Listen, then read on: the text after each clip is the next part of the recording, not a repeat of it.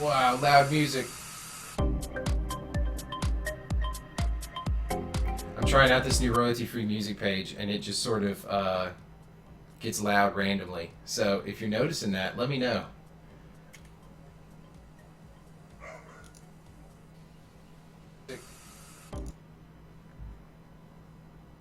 All right. Watch Me Work is going. Let's do it. And Twitch.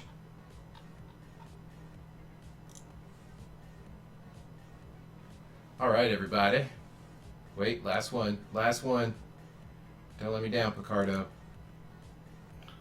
Not letting me down. We're good to go. All right. Stream time, everybody. Let me get a backup music link going here because I got a feeling this is gonna get loud pretty quick.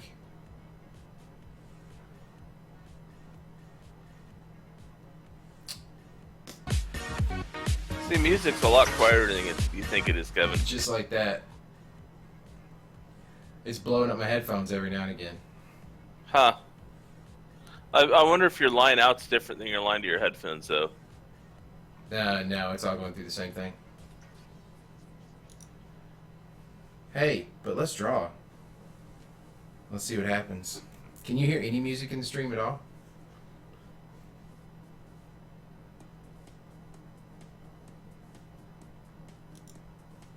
No, I can't.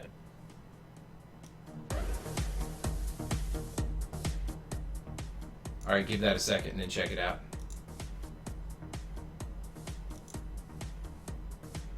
We got some house music up in here. There we go. Yeah, that's good. Keep an ear on the stream and see if it blows up when it blows up on me.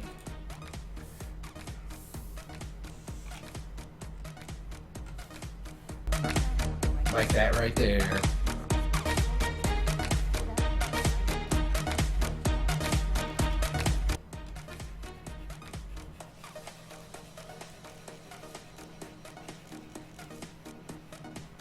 Yeah, it's weird how it pops like that, right? Did you hear it too? Yeah, you could hear it on the stream. Okay, yeah, so we're gonna have to look for some other music, guys. Hold on just a second. We'll get to drawing in a minute.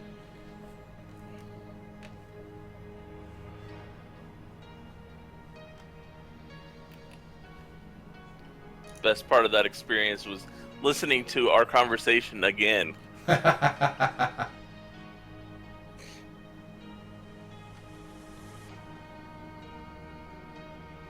Alright. Oh, my phone's telling me that watch live now. Kev draws comic drawing and inking with Photoshop.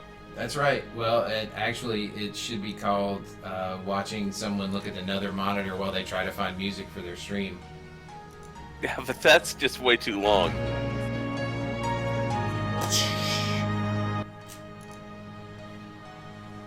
I mean, I know that like YouTube tried to make this easy for you, as far as saying, "Oh, here's music that you can use while you're broadcasting." Yeah, right. Yeah, they did not. You think that they would just come up with links, right? And they could even take money from that. Yeah, that would be cool, actually. You know? But yeah. Take a fraction of your advertising dollars. Yeah. Which for you would mean nothing. Nothing. Not a bit of thing. Not a bit of thing. We just divided zero. Right? It's like crossing the streams. Alright. Give me 2 more seconds, guys. And then we'll be good to go. I hope everybody is having a good week and getting ready for the Thanksgiving holidays. I'm actually off work this week, so oh yeah. That's why you sound so chipper. Right? Jerk face.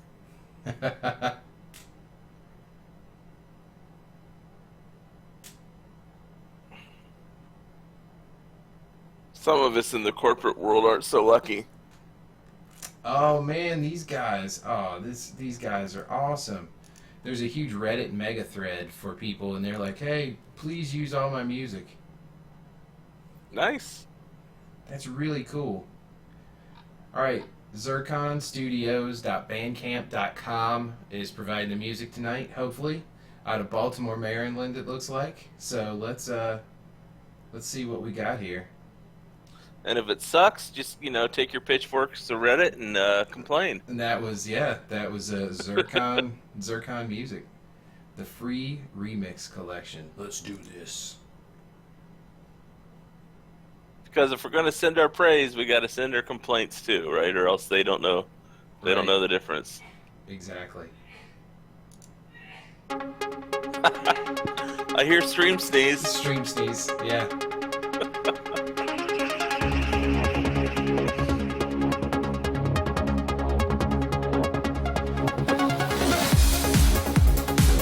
This is kind of cool.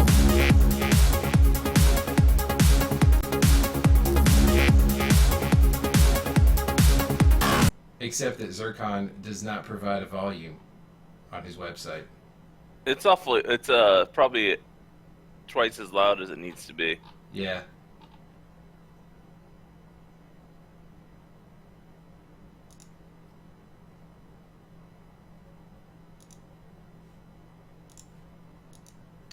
That makes things tricky. You almost need like a volume board. Right? I think there's a way you can adjust volume by application in Windows. Yeah, but I want to hear my dings. Oh, right. Well, you could use a different browser for your music. Oh, I could do that. See, listen to the tech guy come up with a horrible solution. Right? Yeah, that's exactly right. Whatever works, man. Ah, well.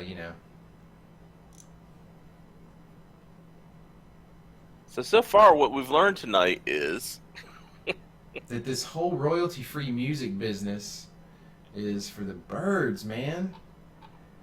There's got to be this is the business model. Everyone out there that ever watches this, and that's what we're doing. All right, you know what we're gonna do? We're gonna go back to video game streaming. I just saw a thing that was talking about how YouTube's bots, the ones that were used for what was that movie? The movie where the classic arcade stuff came to life. Oh yeah. That it was so overzealous that it actually sent takedown notices for its own trailer. That's awesome. Which probably did the world a service, from what I've heard the reviews of that movie. All right, here we go. All right, talk to me about that. I'm gonna start some drawing.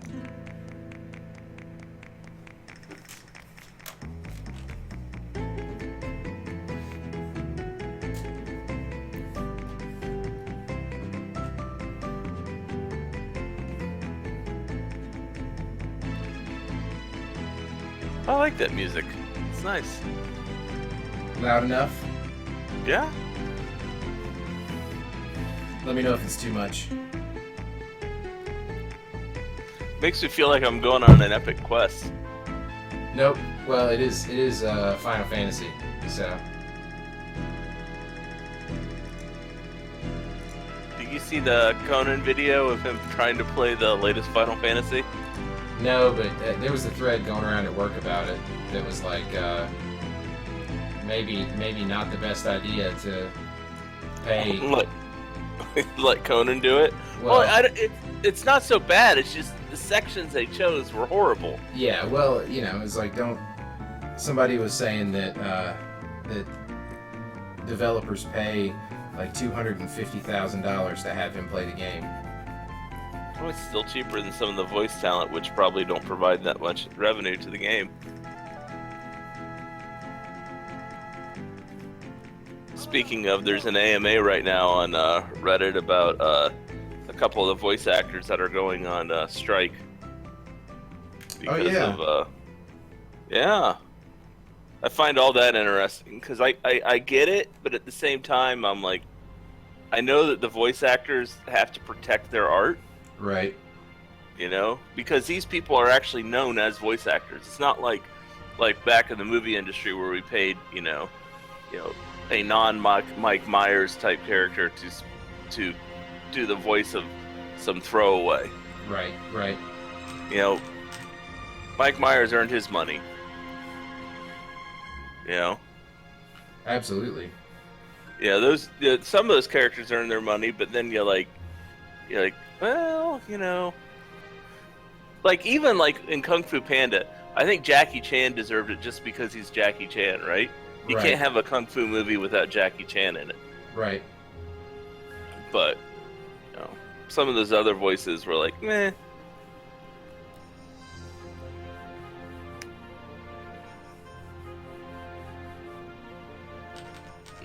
Yeah.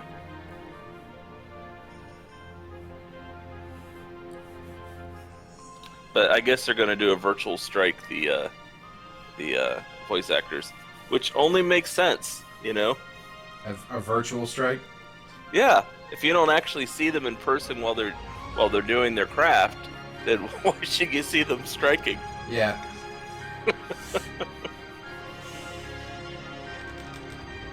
But yeah, they had who is it? I'll find the AMA because it was interesting. But the top two questions were basically people asking if they really thought that they deserved, percentages of game sales. Right. Right. Which they never answered.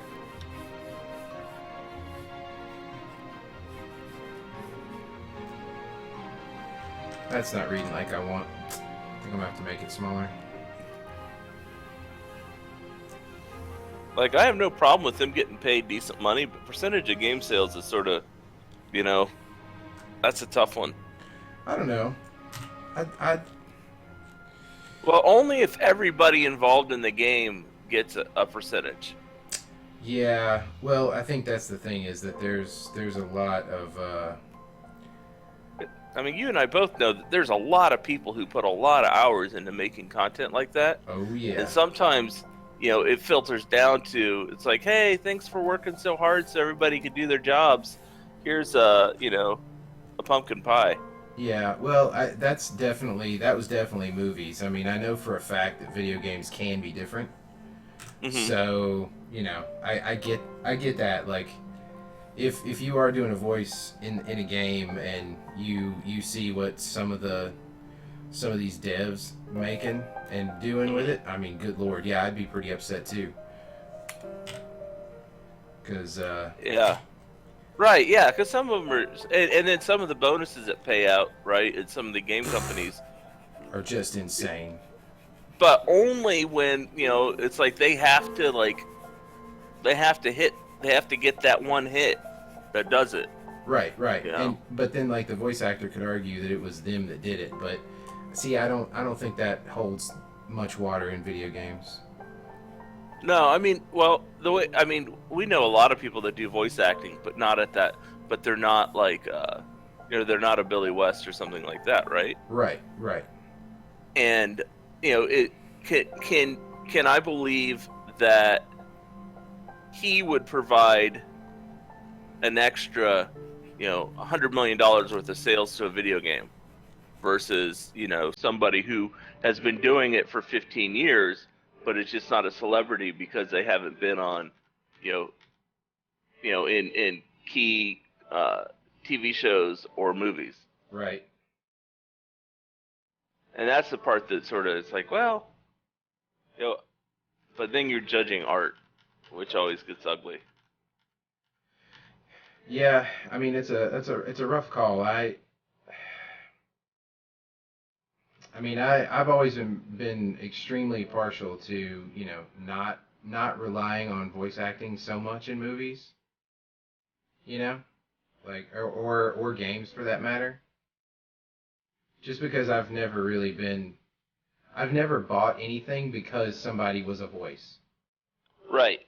Ever. But there have been times that the voice acting has absolutely blown me away. But that doesn't mean that voice actor couldn't have been done by somebody else. But then that goes back to the same argument that some of the people were making, when they're trying to squash some of the wages for animators, right? Yeah. It's like, hey, you know what? That character could have been animated by one of hundreds of people, and it would have been just as good. Right. Yeah. I mean, that I can understand arguing about, because I don't think people just any animator can do what some can do. You know. There are a few that are amazing, but yeah, you're right. The average one is the average animator for a reason. Usually because they haven't really developed their style yet.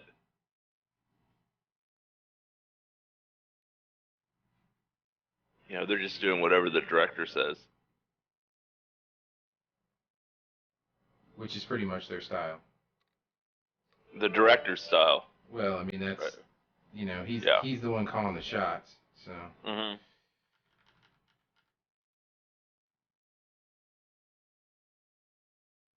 This is going to be hard to communicate.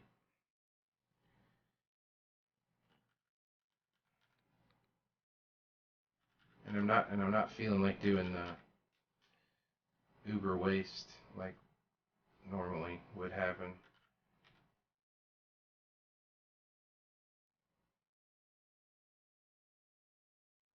And honestly, what I'd really like to do is have this arm just start going back immediately. Like that.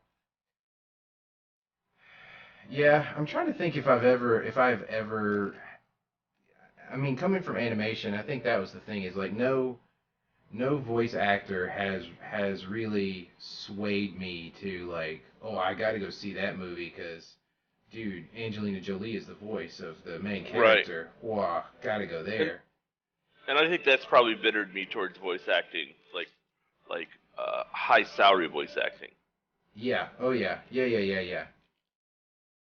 Because I see people like that get the job where I know people who are talented who could probably do a better job voice acting, but they don't have the name. And really what you're paying them for is a red carpet appearance. I think maybe I could say, voice acting wise, where I thought a voice actor really added something to it, probably Tom Hanks in Toy Story. Sure. I think, and the guys at Pixar have even said in various like making of and stuff like that they got super lucky with Tim Allen and Tom Hanks because they were both at the sort of cusp of becoming really awesome at the time when they got him in Toy Story and locked him down. Mm-hmm. And so, Yeah, and I think what you're talking about is when you can't separate the voice from the character, right? And definitely Woody's one of those where you can't separate those. Yeah. Those two. And I think Toy Story actually had several, Agreed. voices. Yeah, I agree. That when you hear the voice again, you instantly see the character. Yeah. Yeah.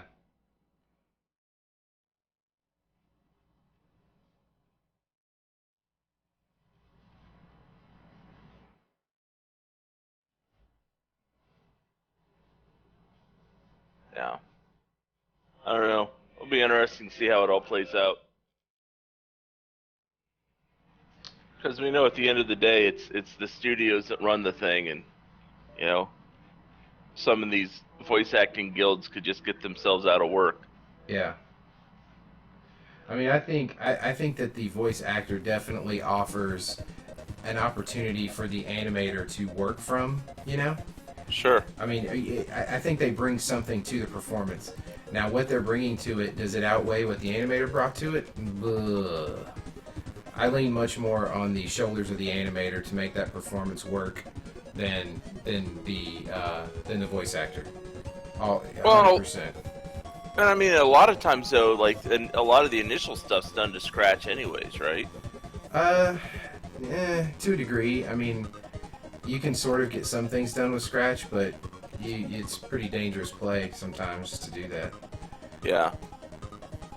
Now, one thing I saw that they were talking about for video games is they have the actors basically read the lines multiple times in different inflections. Yes. Because they don't have anything. Either they don't have it nailed down, or they don't want the actors to know what's actually, like. No, video games. Story.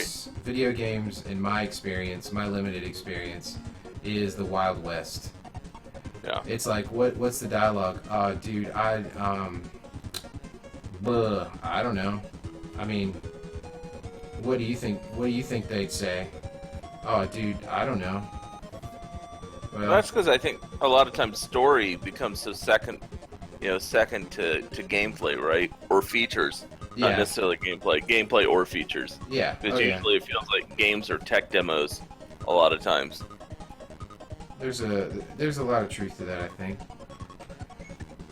But I mean, that's definitely not every time, though, right? Like, I mean, you get the games like Last of Us and stuff like that where it's all story. I mean, there is gameplay, don't get me wrong, but a lot of it is you getting invested in the character, you know?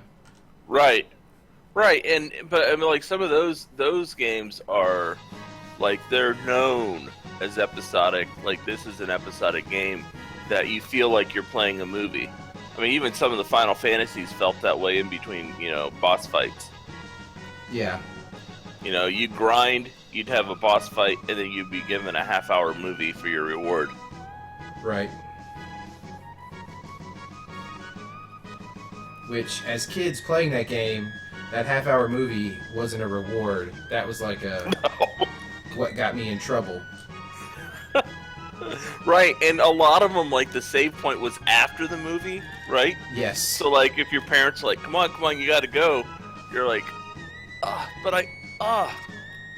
We've got to go right now. Yeah, it was that way. I just spent 5 days getting to see this clip. That's exactly right. What I loved was, way back in the day, was like, what was it, Chrono Trigger? Like, where the videos were actually like animated, like not in engine. Oh yeah. That's It some was cool stuff. before the in-engine, like, cutscenes. Well, and that was back when the engines couldn't handle, like, doing a real cinematic type thing. Right. Yeah. Oh yeah. But there was that awkward period where like everything, like the movie was done, the cinematic part was done in engine, but it was like, janky PS2 style or whatever. And so you went from, like, on the PS1, you're like, okay, the graphics during the gameplay wasn't great, but that cinematic section was just amazing. Right. Yeah. Yeah. And then you go back to, trying to feel emotions for some polygon character. Yeah. Well, now we don't have to worry about that. Nope.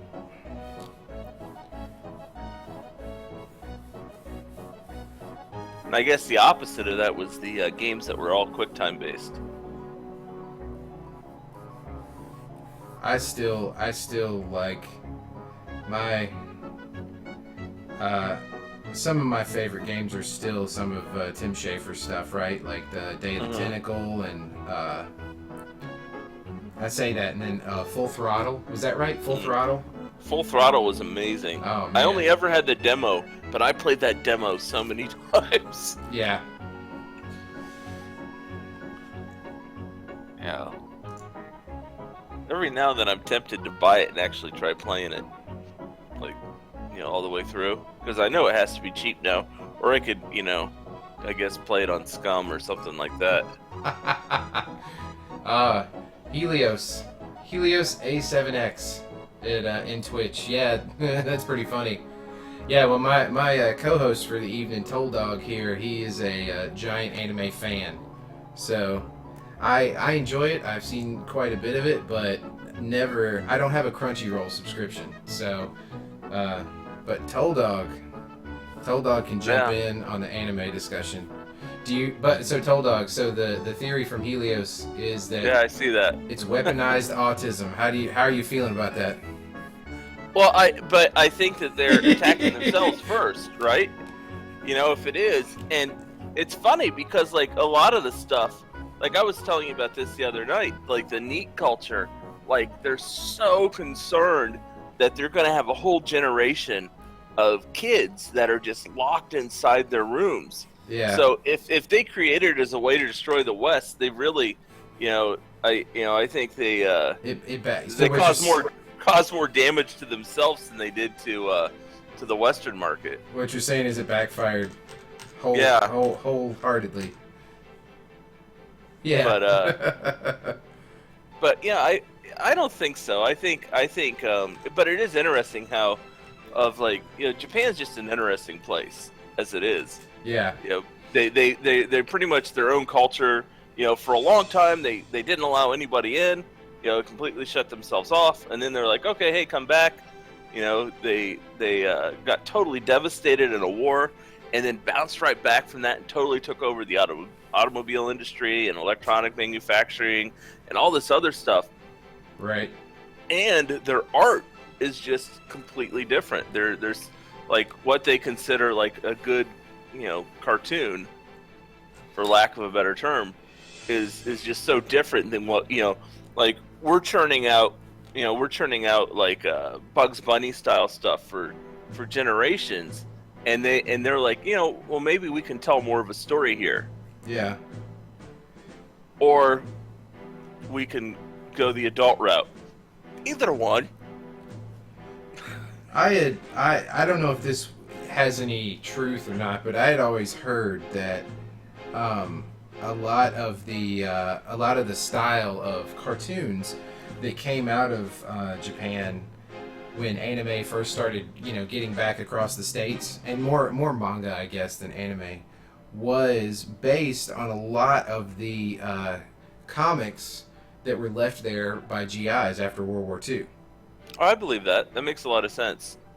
And so that was what was there. That was what informed the culture that was going to become the artist that we know today, or then, But like I say, I don't know if there's any truth to that. It'd be interesting to see if that's like a thing or not. Well, I know that there are other things in their culture that are direct responses to Western culture. Yeah. Like, they have a car customization that is like over the top, ridiculous on purpose, right? Where they have these exhaust pipes that come out, a foot past the bumper and then go up past the top of the car. Yeah. And all these weird extensions and lighting and everything, and from what I've read on it, it was all inspired by a lot of the 50s and 60s customization done in America, that they go, okay, well, let's take that and push it to the limits, We'll see you and raise you. Right, and you've seen like the greaser style in Japan versus the greaser in the US, right? Yeah. Where they have these huge, like 3 or 4 foot like pompadours sticking out of the top of their head. Right. It's I think that they do a lot of that sort of embracing extending, because they're like, I appreciate the ridiculousness of this. I'm going to take it and push it further.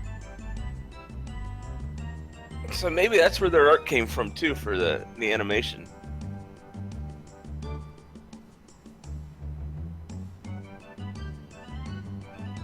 Yeah. Or maybe it's just a really slow boil where they are corrupting the West. We just haven't noticed it. All these kids that we think are at home in Japan doing nothing are actually like secret hackers, overthrowing governments. That's their cover story.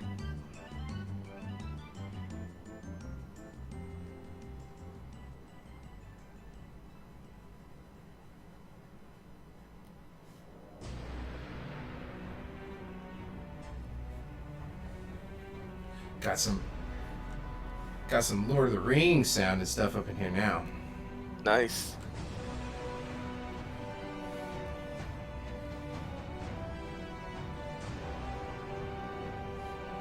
Sounds kind of wowish.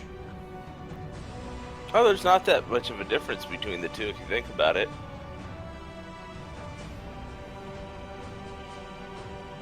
Well, you know, I am drawing a one-armed orc general tonight, so That sort of fits in either camp. it works.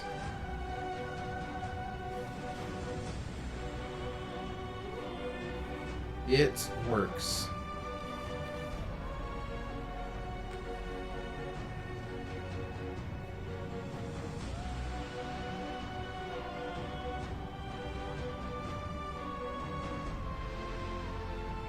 Interesting. He's saying Helios is talking about putting their R&D in microwave death rays. Oh, I could. That's a much cooler idea. In a horrible, horrible sense, yes. Even, you know, cooking rabbits from 30 meters is pretty impressive. You know, if you're out in the forest by yourself, you know, that way, you know, you sort of get your meal, you catch it and eat it at the same time. Whatever. I used to bullseye womp rats in my T16 back home. I do know that Japan had some interesting strategies. Like they tried to, they sent, balloon fire bombs over. You know, try to firebomb the coast. Oh, that blew up in their face. Well, I think only a few ever got over.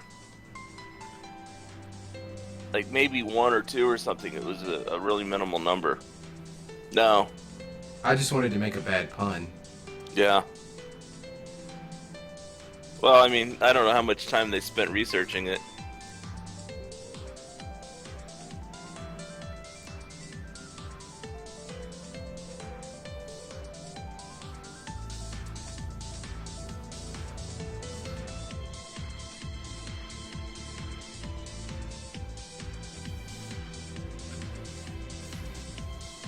I feel like we're at a slightly video gamey fashion show now.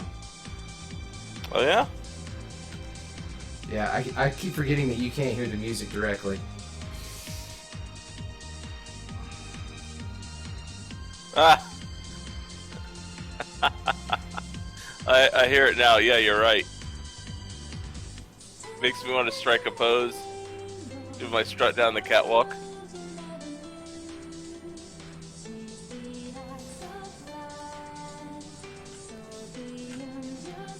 So Helios is asking what you're working on there. Oh. So, specifically or in general? Let me zoom out a little bit here. So, in general, I draw two comic strips, Legend of Bill and Gnome Syndicate, both at legendofbill.com.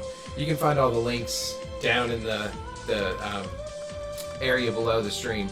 So, specifically what I'm doing is, this is General Fostic, and he's one of the characters, and his house is this place where he's decided to set up his house is about to be destroyed by some sellswords and construction workers. And so the princess, who's in the third panel, is going through kind of a crisis right now, and she's running in to stop it. So the important thing to know is that Legend of Bill is a serial strip, which means that instead of it being like a gag a day, it has this big story arc that follows from like months and months ago. So when you go to read it, you can go back and through the archives and catch up and see kind of where everybody is. But yeah, specifically, this orc general right here, before he sort of had a change of heart, was tangling with Bill, who is the barbarian hero of our story, and Bill's kind of a bumbling hero. He's kind of a goofball, but then every now and again he'll sort of like rage out. He'll sort of Hulk out, and he doesn't remember doing it, but people have seen him do it, and so there's all kinds of backstory that's going to be revealed about that, and sort of his destiny and stuff like that. So yeah, we're kind of in the middle of the main bad guy is about to show up in a couple of weeks, so maybe next week, we'll see. How long have you been working on this strip? So I've been doing Legend of Bill for 3 or 4 years now, and I've been doing Gnome Syndicate for 6 years now, or 7 years now. So it's been a while. It's been a Yeah, while. I knew it's been, and that's weekly, right? Yes. Yeah, Legend of Bill is every Monday, and then Gnome Syndicate is every Thursday. And I try to stay on schedule as best I can. I mean, these aren't syndicated in the traditional sense of like a newspaper, so obviously I don't make a whole lot of money doing it. This is more of just a fact of life for me. You know, like drawing and doing this kind of stuff is sort of like breathing and sleeping. It just kind of has to happen. And so the That's thing, your outlet. yeah, the thing that I'm happy about though is that Twitch has come along, and now I can sort of like hang out with more people while I do it and chill and talk and have a lot of fun. Yeah, you're going to be doing this anyways. You might as well have fun while you're doing it, right? Exactly.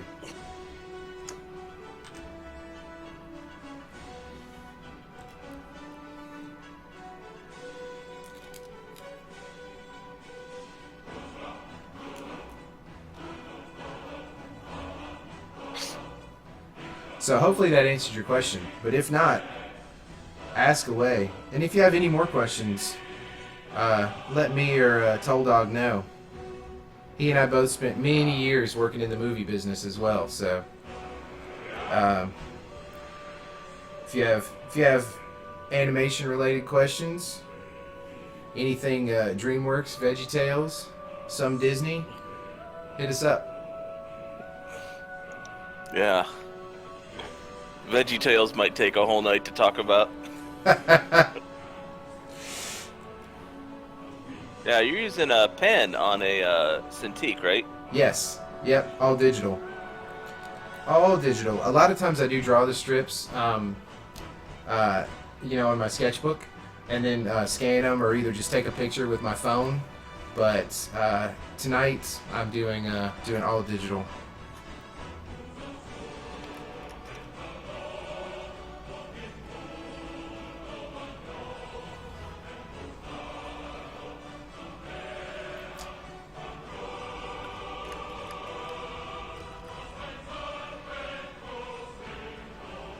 Oh, cool. Oh, Oh, that's they cool. live up in the Chicagoland, I assume.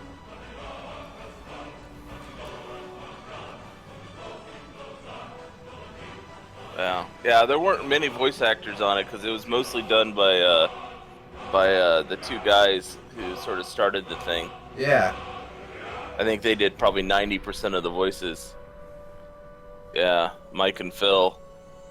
And then the only other ones I can think of, like Lisa, Phil's wife, did some of the voices, did some of the females and some of the kids.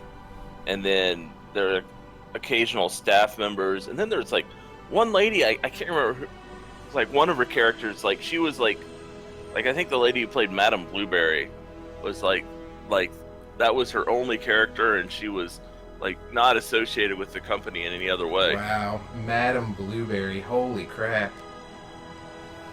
She's so blue hoo hoo hoo hoo hoo hoo hoo hoo hoo.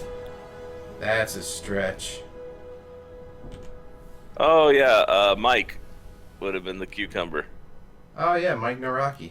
He's a He's cool one guy. of the, I was just gonna say he is probably one of the coolest people I've ever met. He looks like a 6'6" version of Keanu Reeves. Yep, basically. For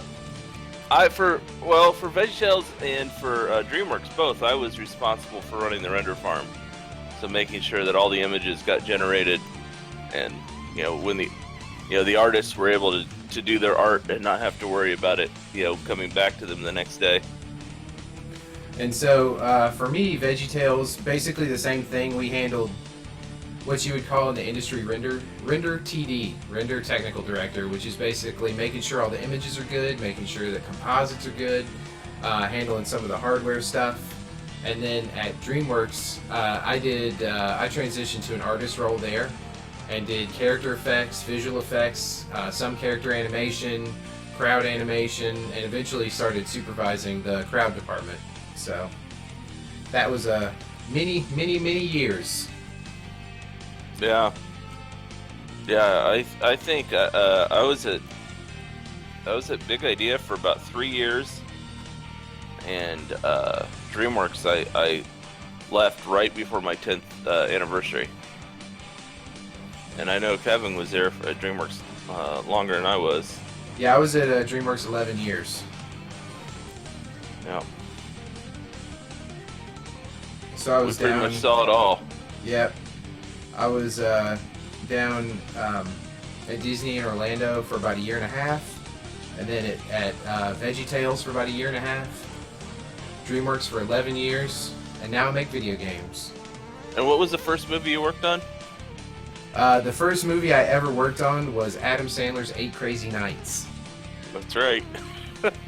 Don't forget your beginnings. That's right. You better believe it, baby. Yeah. Yeah, Kevin's always been a very artistic and technical person. Where my art is in my technical ability, I guess. What that means is when I was in college and I was taking all these art classes to get an art degree, I was like, I should probably learn how to program a computer if this is going to be 3D. And I did.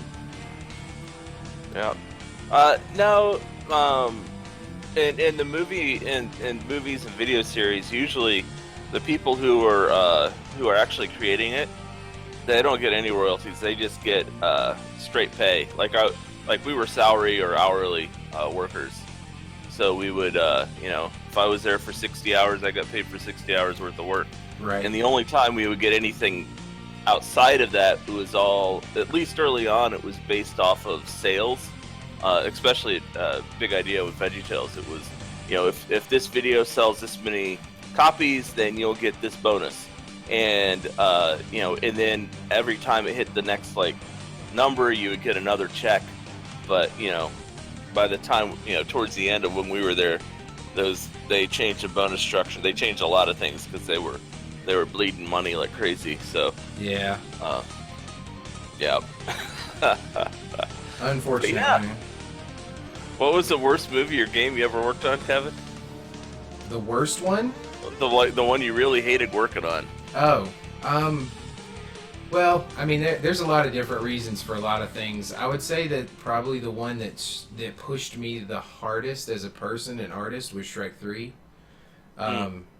Just because of there were personalities and egos involved and some stuff like that, and I was kind of in a new department at that time, and that department didn't really have any training or anything.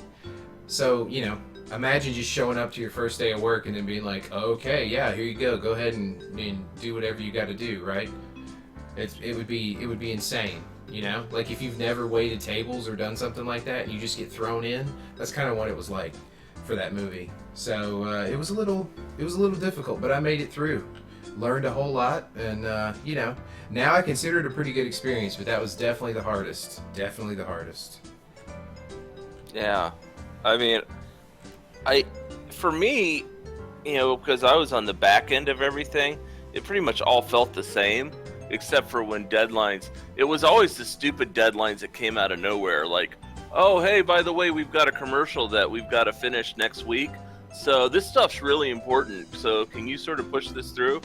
And, or we're trying to, because when I was at Big Idea working the VeggieTales stuff, they had VeggieTales and they had Penguins going on.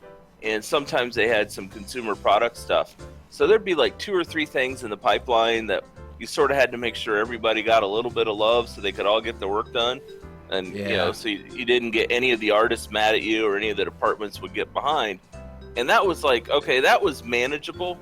But DreamWorks went to a completely different level because at one point they'd have 5 or 6 movies in the hopper.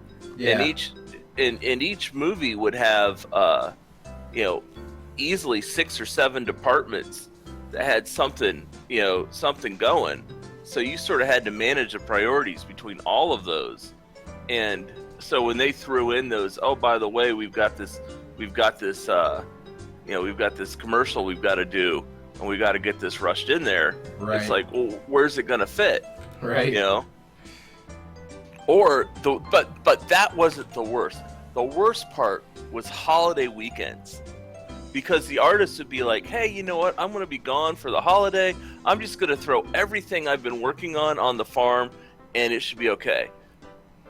And usually there would be one or two artists that would do it in such a volume that it would bring.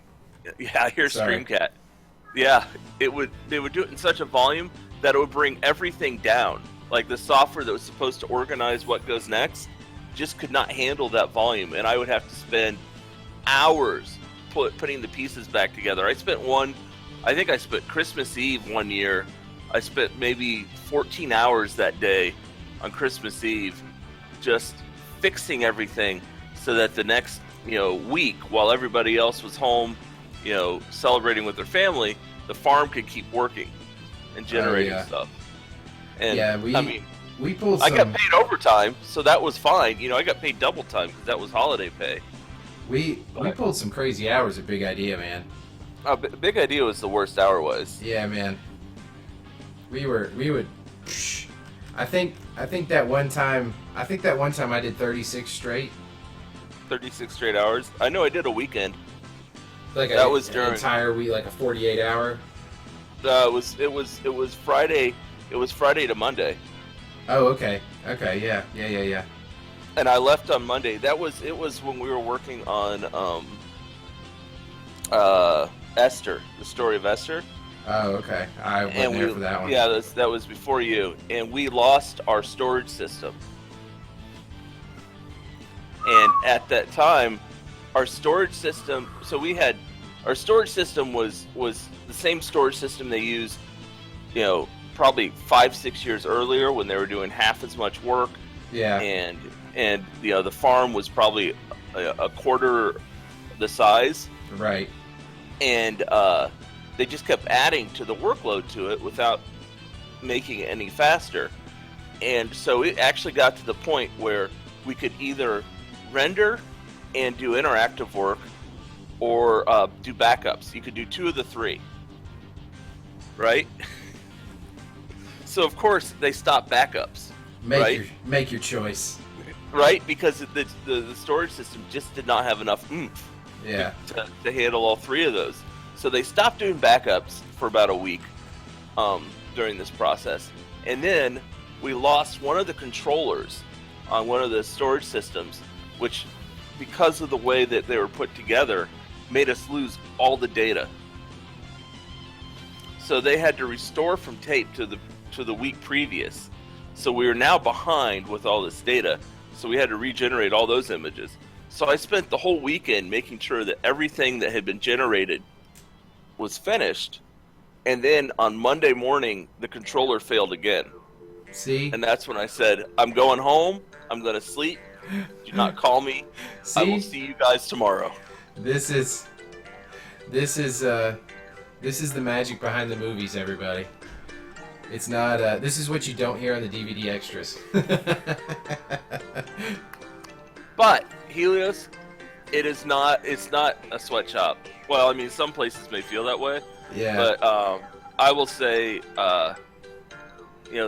the 13, 14 years I spent in the industry are probably my most enjoyed years of professional work. I've worked at many different places since then, and I'm just technical.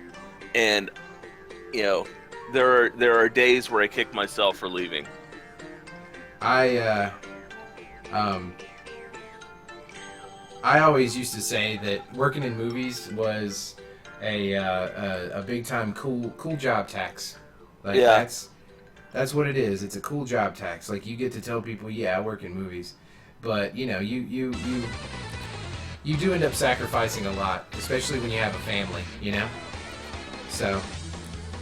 Yeah, but at the same time, a lot of the, at least a lot of the studios that we've been involved with, they try to make sure that you get some time with your family. It's just when you hit crunch time, all bets are off, and I think that's the big thing, right?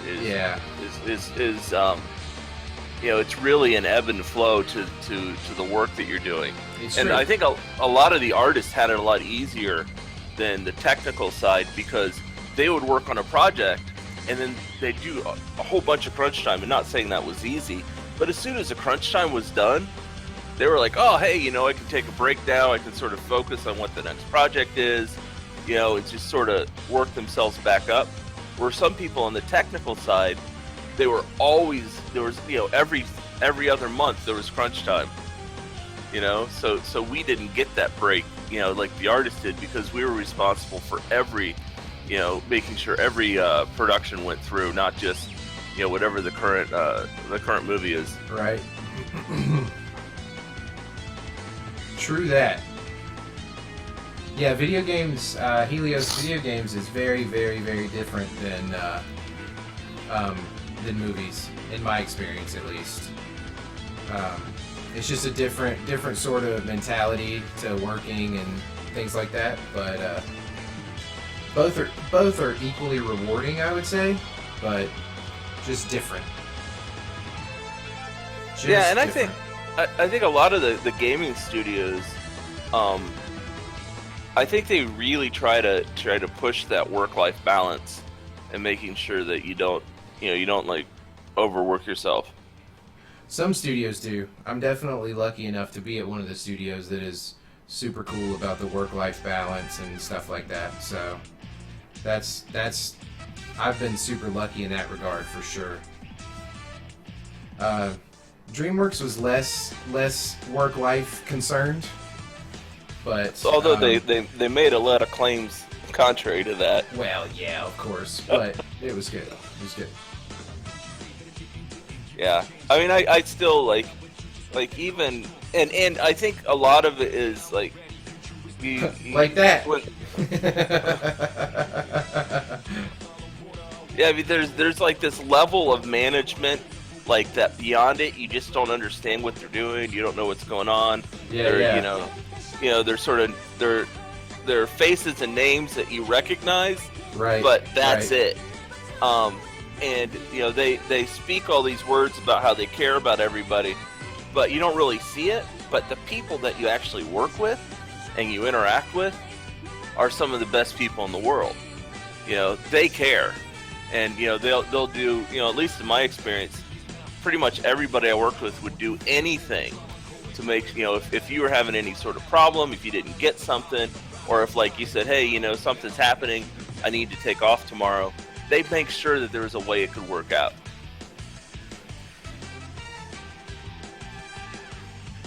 Yeah, characterized. Yeah, I saw your caricaturized. Yeah, I saw your comment. Yeah, you're totally right. But we're gonna. I guess I could do yeah, there's Knuckle. But yeah, we're gonna. I don't understand. He's got giant orc thumbs. I mean, I must have a giant orc thumb too then, but I'm not holding a big axe. Yeah, well, we're doing all kinds of cheats just to make this communicate tonight. Like the fact that the axe is bending. Well, I mean, that's squash and stretch, right? To a degree, yeah. I mean, you don't see movement lines in the air when things are really moving. Yes, you do. Oh. Maybe I don't. Speaking of seeing things, how's your eye, man? It's still there. I mean, Your stress bubble? Yeah. I mean, yeah, well, my eye is still there. It's doing all right. Just trying to relax through this week off here. That's good. So we all know how relaxing Thanksgiving is. Oh, it will be. It better be. Nah, your family's cool. You should be okay.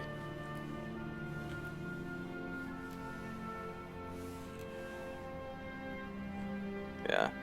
Yeah, Helios, I don't know much about the Japanese game industry other than what I've seen in what was that anime that just came out? There's an anime that just came out about the Japanese game industry, and I don't know how. I think people were saying it's pretty accurate, but at the same time, yeah, who knows? But that was Yeah, I think that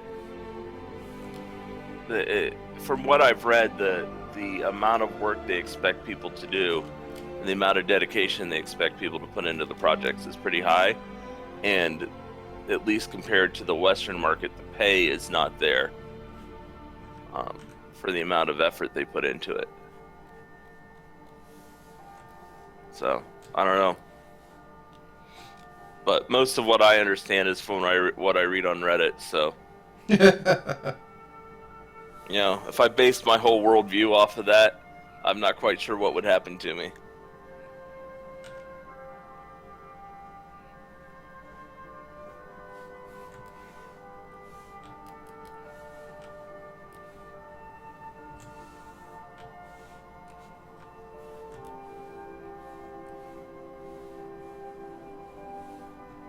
This is like 3 sort of non sequitur action panels that only really only really makes sense if you know who's what and what's happening where.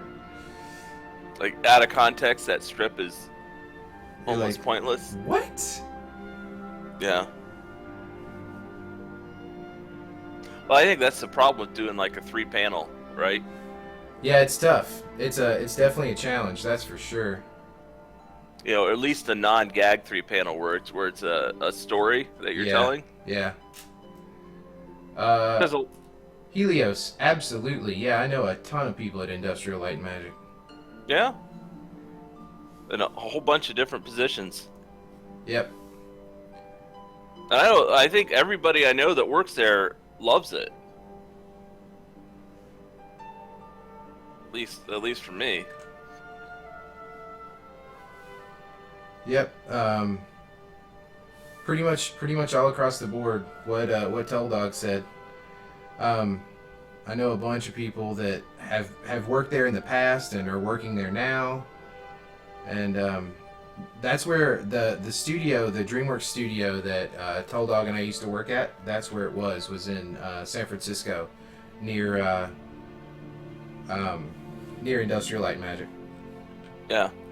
But I also think it's easy to, like, big names like that, like the Pixars and the ILMs and things where, it's really easy to for people to love the studio because of the projects that the studio worked on. Oh yeah.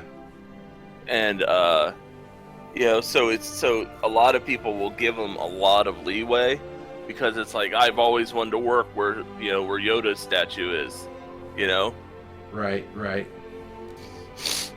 I mean, I think even with DreamWorks, we started to see that, as we were, towards the end of our careers, because, the DreamWorks movies got a lot of people excited about animation, and they're like, oh, I want to work at DreamWorks, because, when I was a little kid, I watched Shrek 2, which then makes me think, oh, you were a little kid when I was working on that movie.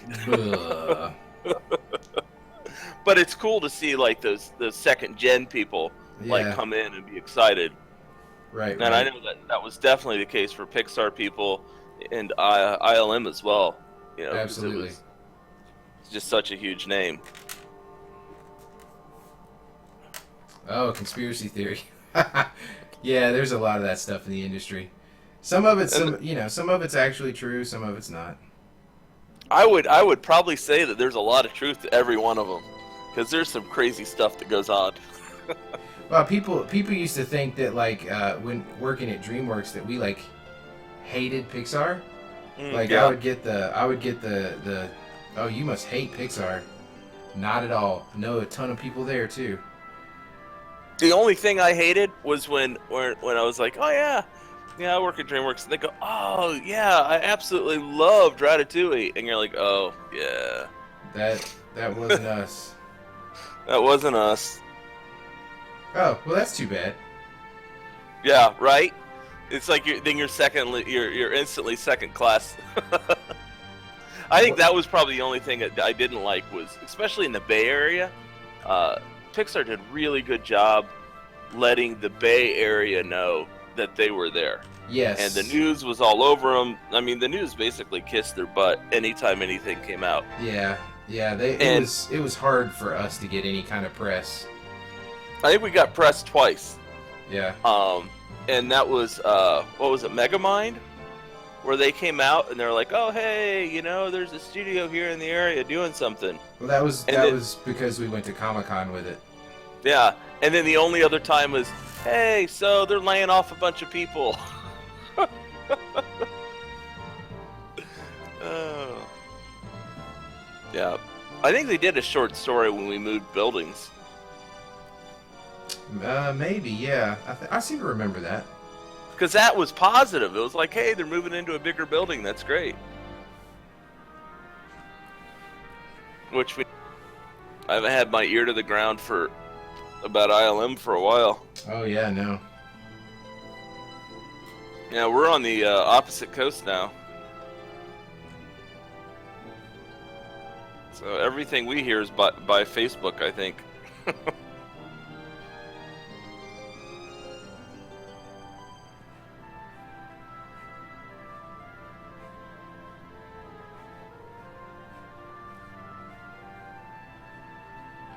This dude's got like the slightly more realistic equivalent of the Bart Simpson Yeah. haircut.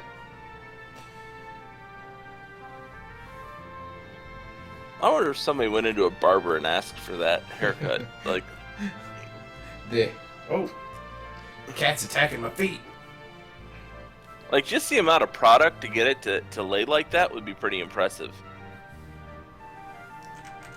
I'm not sure how I wanna do this angle on this.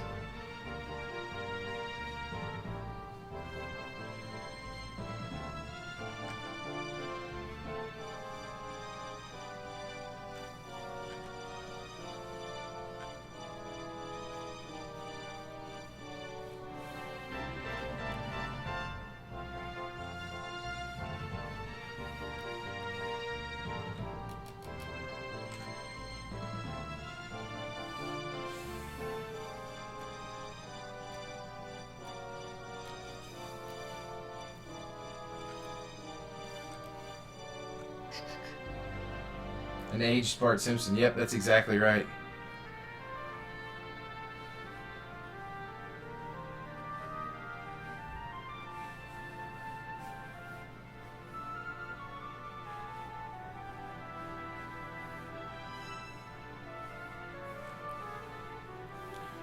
That we're going shadow.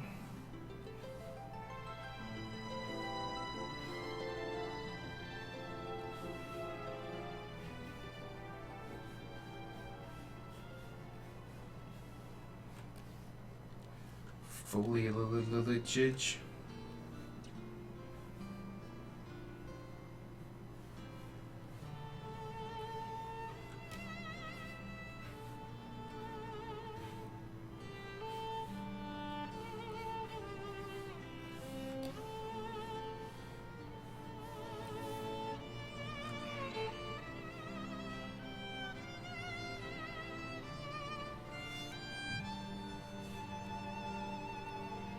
Trying to keep these silhouettes sort of indicative of a human form or some sort of creature, but not necessarily too spot on, you know? Sort of like a generic background mob. Yeah. They're not really important to the, you know. We don't need to see all their faces. Well, if you put too much detail into it, then it will be almost be too noisy too, right? Yeah. True. So they want to know, in illustrating drawing, what's been the biggest challenge or arch nemesis for you? It's a constant arch nemesis. I hate everything I'm doing right now. Absolutely. I'll look at this, I'll feel good about something and be like, oh, hey, that wasn't too bad, and then I'll look back and be like, blah. Like for example, the thickness on this front line right here, driving me crazy. Driving me up the wall. I think for me in general, probably the thing with drawing and art for me is this. There was a time in my life when I came out of college and I thought that I was like, wow, I spent so many years life drawing and stuff that I've got this I think I got this. I think I know what I'm doing. And I moved out into the big world, the sort of pre-internet world, pre-social media world, and found out that I did not know how to draw at all. At all.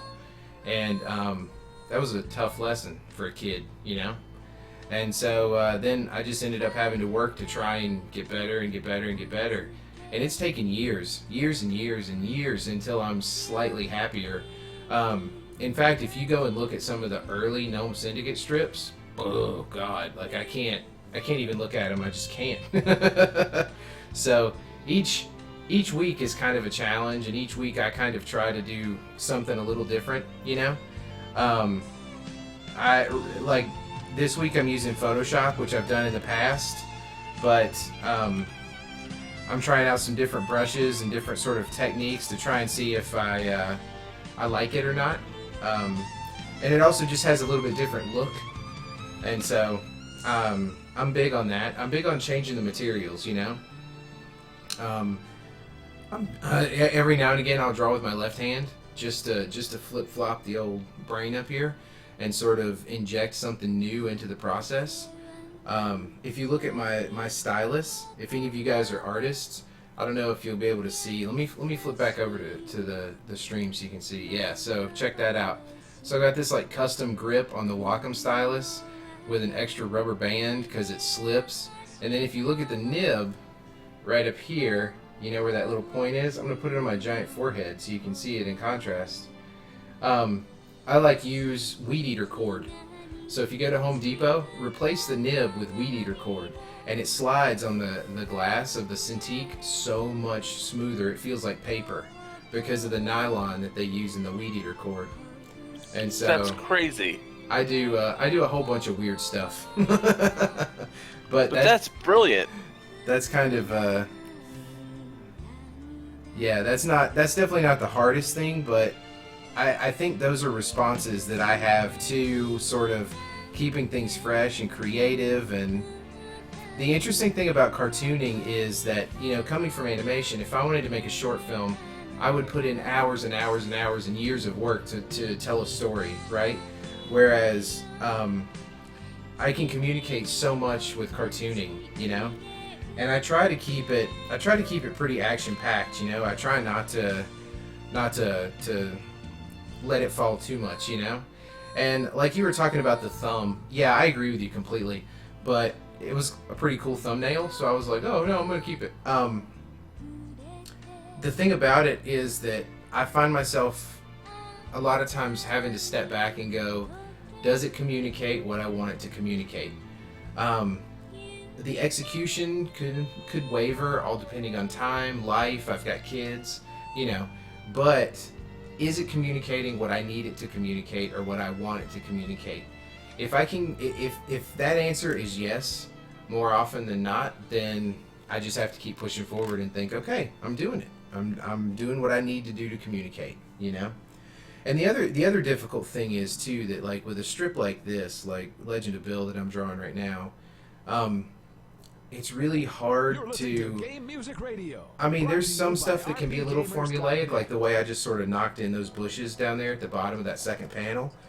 But the characters really aren't formulaic, right? When you think about like Charlie Brown being a series of shapes that you can sort of memorize, and then once you get that muscle memory down, you can just hit it every time. These characters are completely organic. They're constantly changing. They're constantly sort of whatever works for the panel, what works for the armor, what works for the anatomy, if they pick up weapons. And I kind of just sort of go with that by the seat of my pants. So yeah, but that's you know, that's a few of the challenges just of cartooning. That and the schedule. You know, a lot of the guys that I have a day job because I still need the insurance and stuff like that for my family, but a lot of the guys do this 7 days a week and are like a month ahead on their strips. So crazy. The thing that I wish I had more time to do that I want to do artistically, paint. God, if I could oil paint, oh my God, I would love to be able to oil paint. But even when I got into art at an early age, I was just always more drawn to the line, to the sketching and the line of things, as opposed to being able to see a form based on light and contrast, you know, like a painter would. So But hey, there's always time to learn, right? There's always. Don't tell me there's not.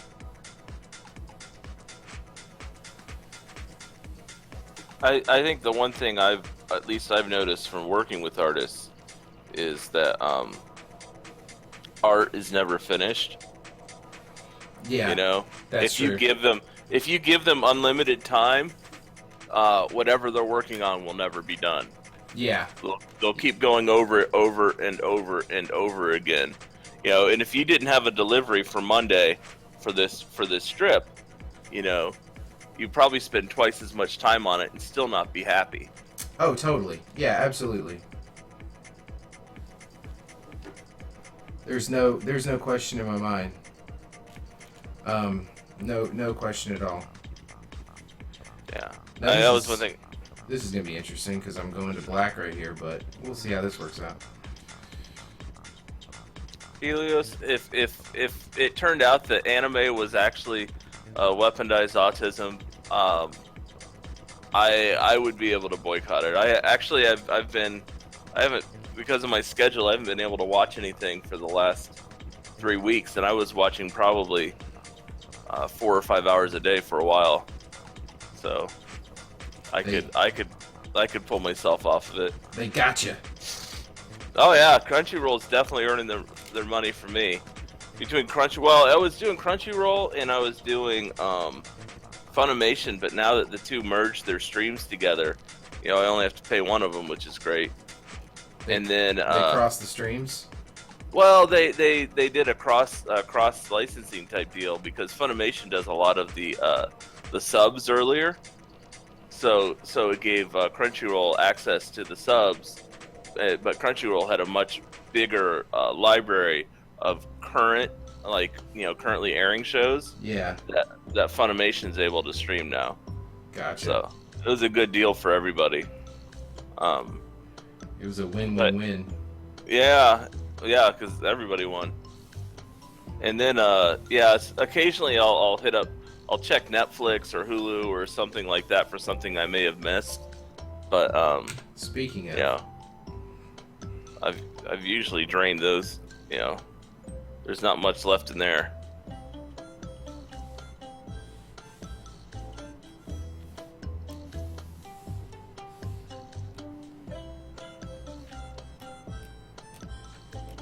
Yep, I knew that would be weird. I having all that black back there. No. It's not the black. It's the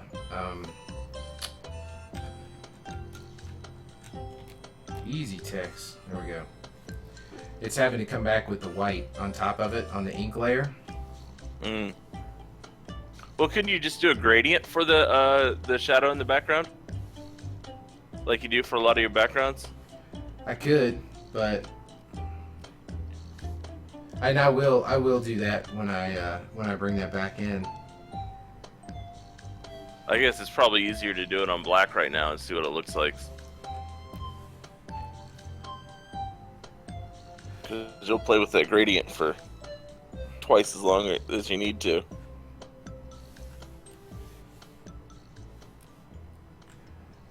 But coming back over it with white is pretty common. I mean, even if this was traditional media.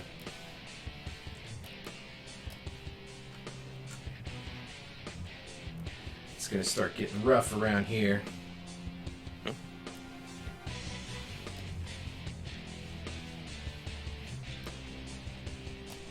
You know, Helios, the problem with conspiracy theories is some of them have just enough truth in them that you're like, well, I don't know.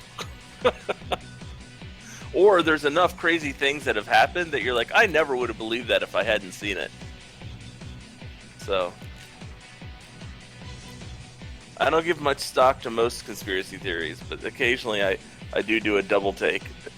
Like, well, let me think about that a little bit more. Except aliens and Bigfoot. Because there's gotta That's be. true. There's gotta be. Well, you know, or it could be that Bigfoot is just a large hairy alien. Which would explain why you don't see him all the time and you can't, like, find him holed up in some cave. That's my only request, is that I'm alive when we find Bigfoot. That would be pretty awesome. I don't care But about I don't care about this- flying cars. you know what would happen though, right? Is the first Bigfoot that would be found would be shot and killed, Well, it would have to be. right? Or either that, or it would spend the rest of its life in a zoo. Yeah, it would have to be. It would have to, because that's the only way. Like, I can't imagine them doing like a catch and release. Right. Which then makes me feel really bad, and part of me wants to go, "Hey, Bigfoot, if you're out there, keep Run! running, man."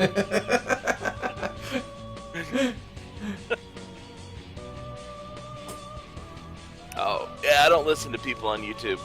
Flat Earth Theory? Yeah. That's just people talking.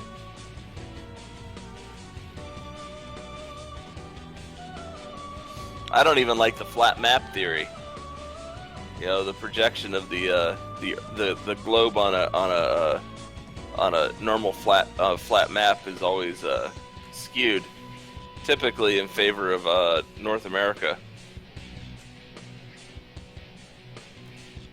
We've been working on different projections to correct that, but Oh yeah. yeah, it's interesting. I always found map projection interesting because at one point when my dad was teaching a computer graphics class, he made that a project where they had to take the map and be able to, you know, basically project it on a, you know, because it was basically taking a UV system, right? Yeah. And projecting it on different surfaces, Right. where the UV coordinates would behave differently based on the surface, which is an interesting concept. You know? Right. It is. But ever since he did that, I was like, oh, hey, that's sort of cool.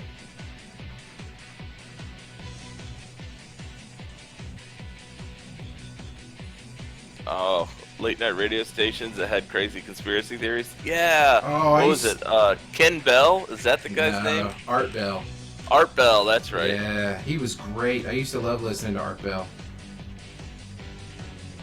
People would call in. It was something Coast to Coast, and that was awesome.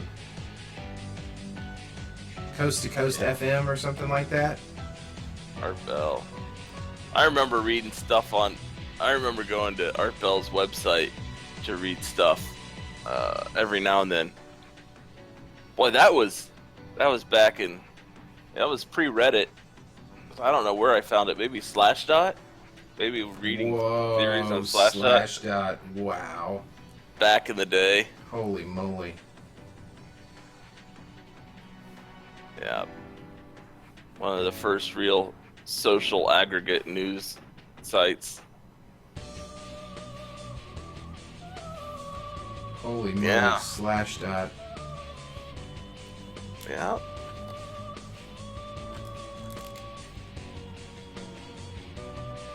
Yeah, but you know, as far as like, the only thing that ever really creeped me out was the number stations. You know,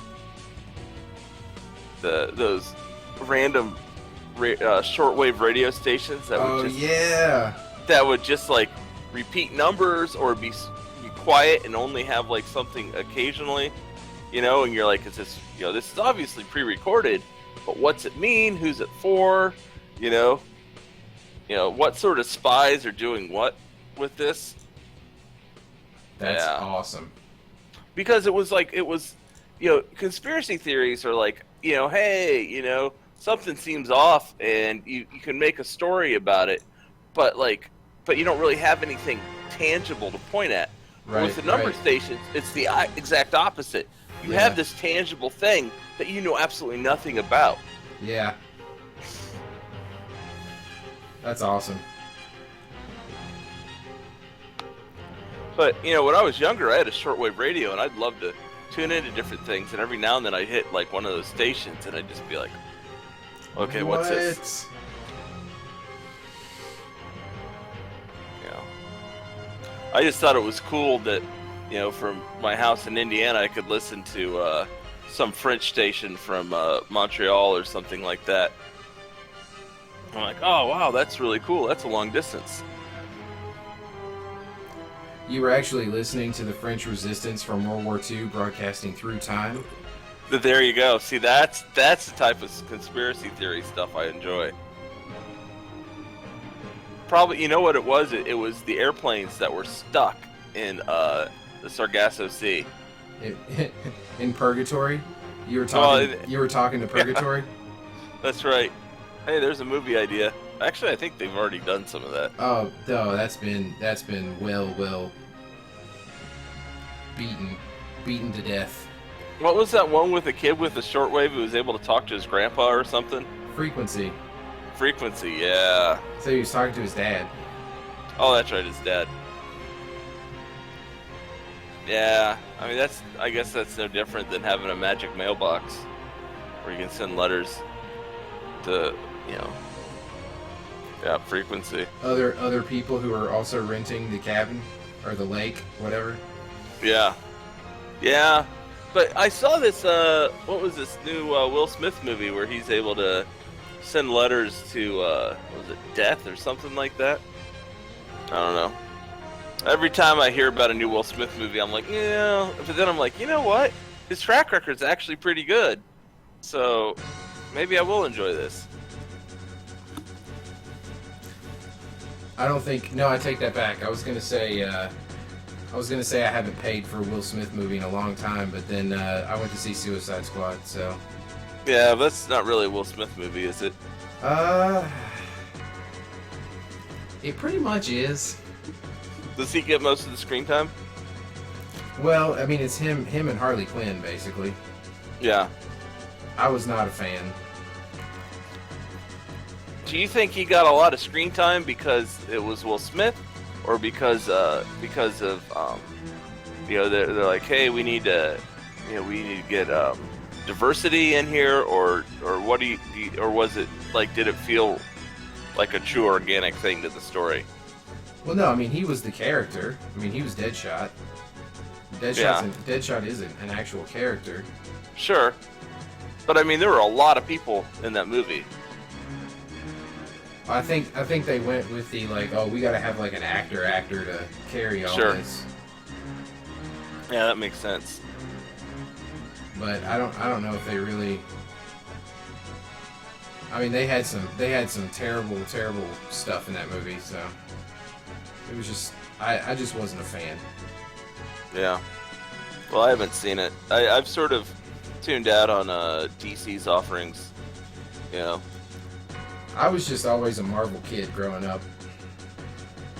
Well, I mean, outside of Fox, Marvel hasn't done any wrong in my book. Yeah. At least any of the Marvel stuff I've seen.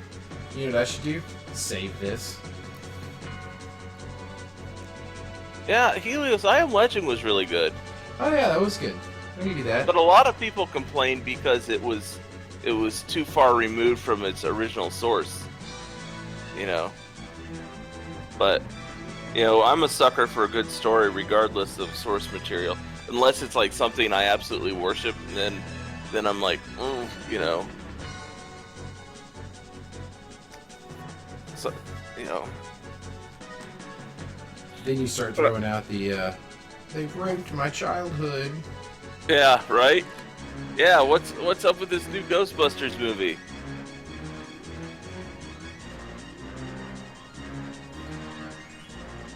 Yeah, I could appreciate where somebody takes like a concept and makes it their own and really takes it somewhere, like with a movie, and they do a good job with it. But sometimes it almost feels like I'd rather it be like, based on the story as opposed to trying to represent it as the story.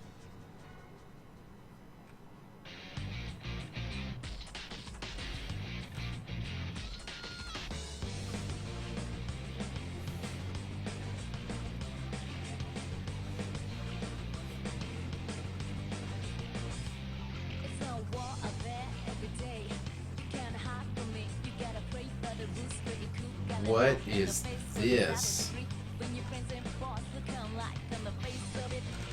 Oh, I don't like that at all. Jeez. What neck? I gotta see what song this is. I know. Oh, it's from Persona. Persona 4. I'm not even aware of those games, I don't think. What? How could you not? Dude, I've got this whole, like, black hole in areas of, I guess black hole's not the right word. I don't know. I've missed a lot of culture. You've got this whole flat earth? Yeah, I've got a flat earth. You know, some stuff just sort of fell off the ocean. I'm drained off to the edge.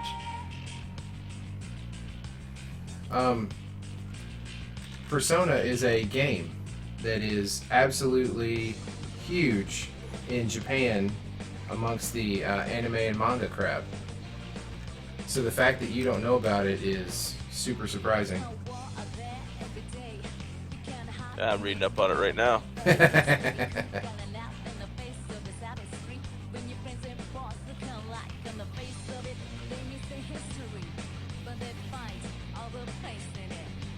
Oh wow, they have Persona 5 just came out this year. It's like it's like that lawyer game. Oh yeah. Oh man, that anime is a little difficult in places because they have made an anime based off the lawyer game, and it's pretty silly because like when he wins the case, like they have like the confetti come down from the ceiling like they do in the game. Oh, it's a terrible shape. Yeah. Yeah, VTAC. You know, the other thing I read a lot as a kid besides Marvel though was Image. I think I got my more adult fix from the Image books that I was reading.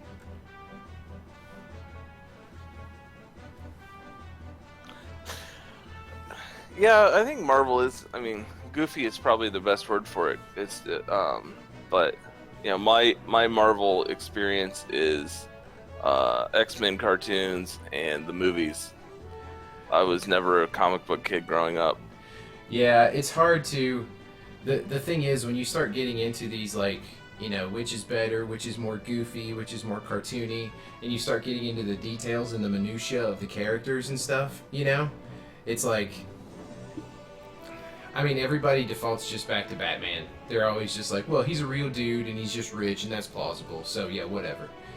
You know, like he's not making playing cards explode and stuff like that. But it gets pretty goofy on both sides, like all sides. You know. Well, I mean, what's that classic Batman frame they always go back to, where he's explaining to Robin why he's wearing a different color suit every night? I don't think I've seen that. Is that you haven't seen that? Is that not like a meme? It is, but it's. I mean, they use it for a meme, but it's, you know, it's a real thing. Like it came out of the comic books.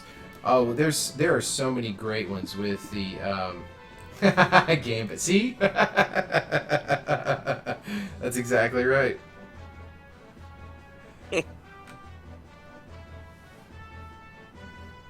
Yeah, I was a huge X-Men fan growing up. For sure. Actually.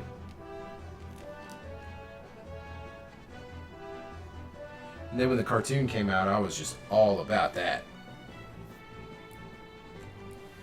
For sure. Cajun superhero.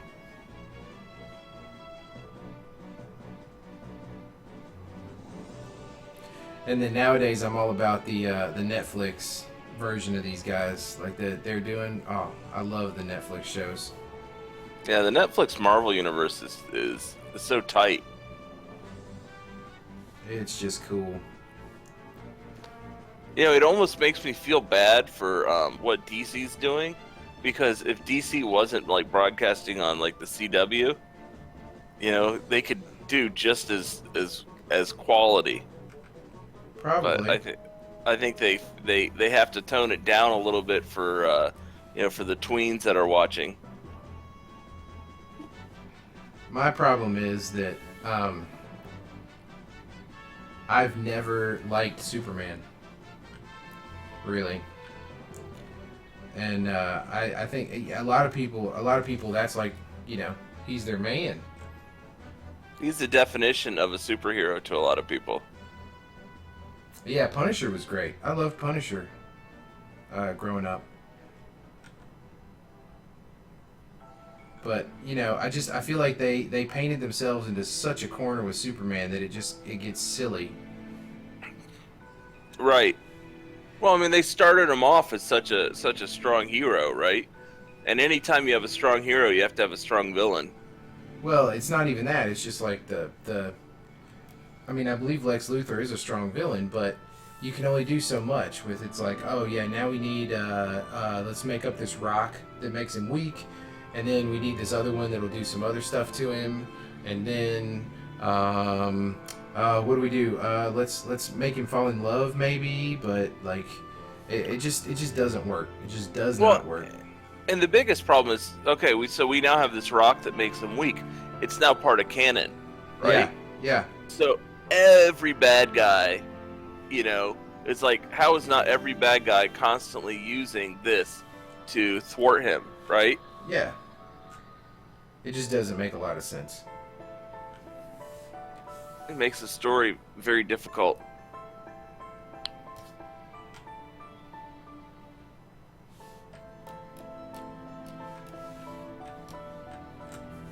Yeah.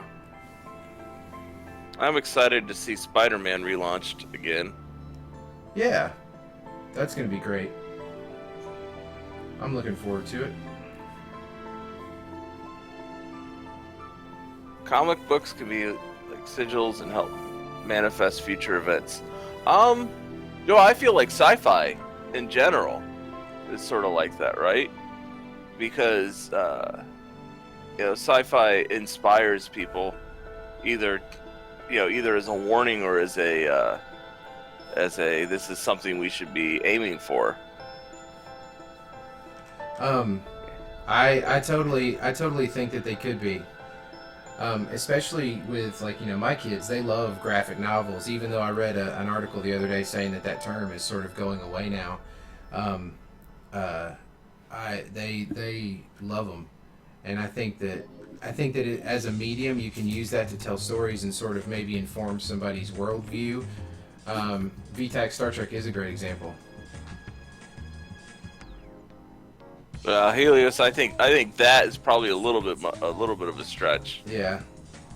But I can see where if somebody had that happen to themselves, they would be very convinced that it's a dangerous platform.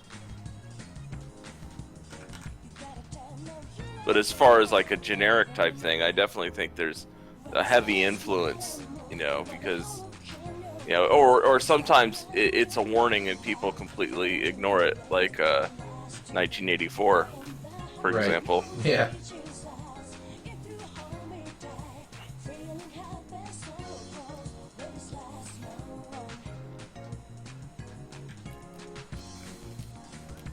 Yeah, if all comic books are that way, I know what type of comic book I'd create. What did I miss? Oh, the if it could actually impact future events. Oh yeah. Yeah. I would be Scrooge McDuckin is what I would be doing.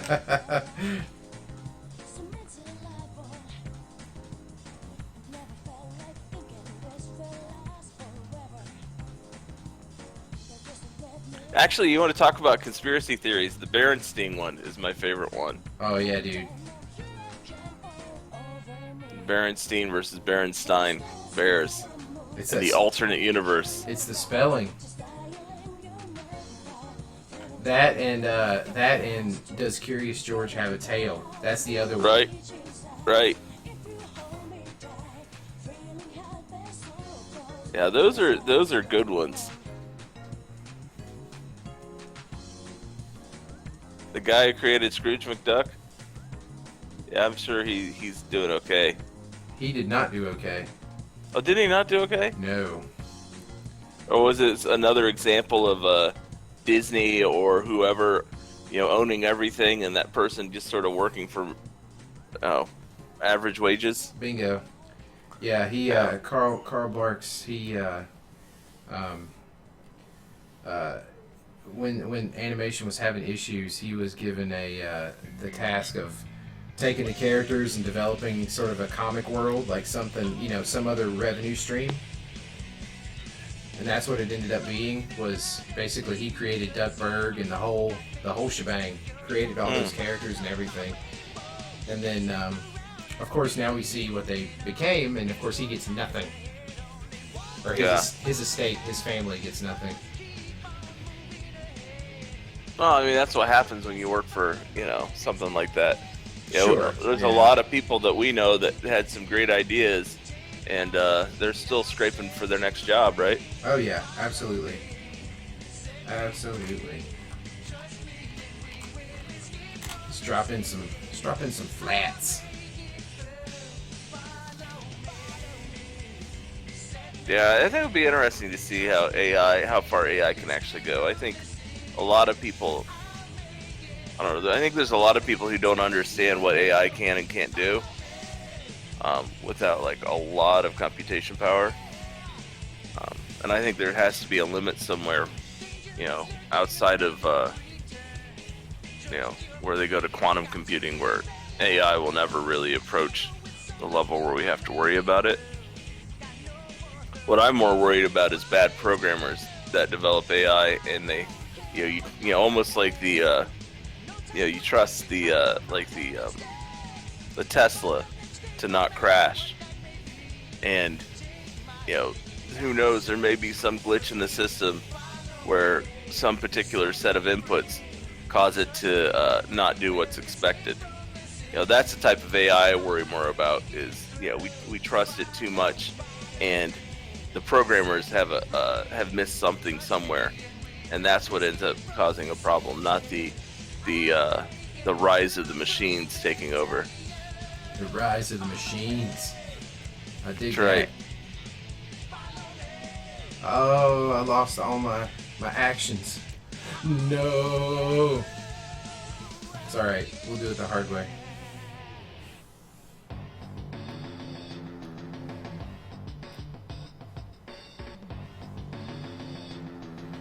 So be it.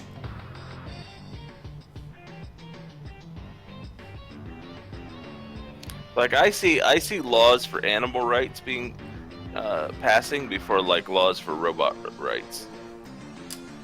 See, you need to be watching Westworld, though. See. I know, I'm missing out. Oh, so good. What's everybody thinking of Westworld? Anybody else watching Westworld? I'm gonna tell you right now, I love it. Is that your jam? Westworld is my jam.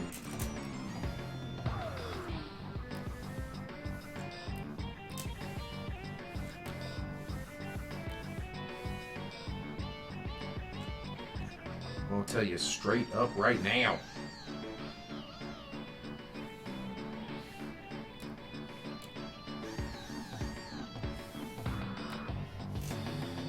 Dude, that's not what I want.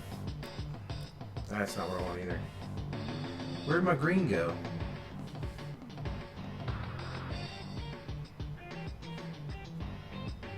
You haven't seen Preacher either. The TV show? Yeah. It's supposed to be really good. I have yet to watch it myself, but it's on my list for sure. Yeah, I sort of stopped watching like live action for like 5 or 6 years, outside of Doctor Who and maybe a few other shows.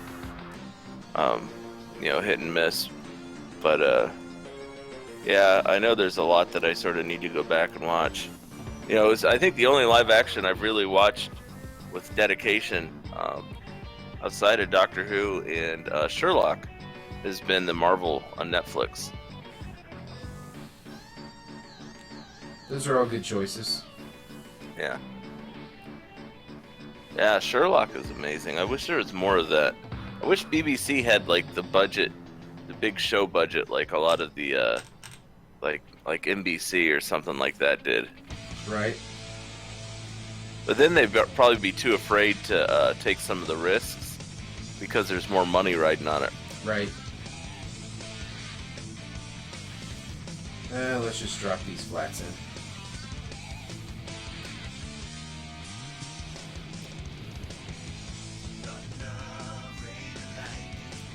I've got a lot of manga I have to go through too on my iPad that I've paid for or downloaded that I haven't read yet.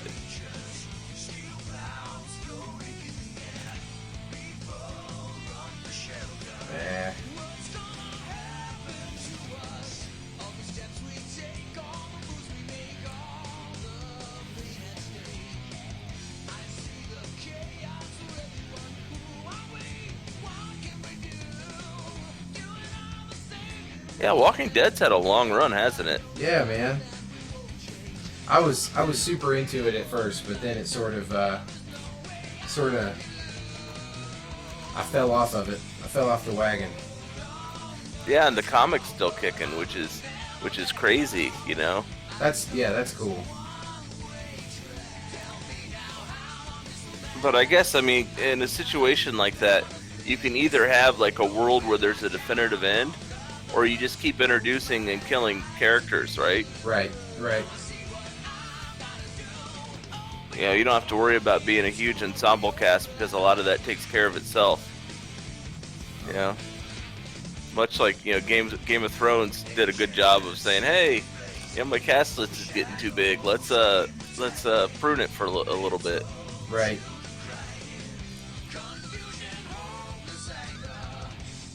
Okay. Edit, fill, foreground, select, deselect.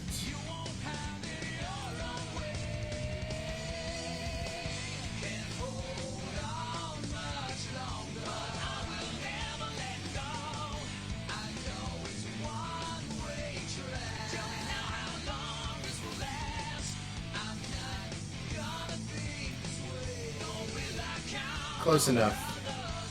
That's good enough. All right.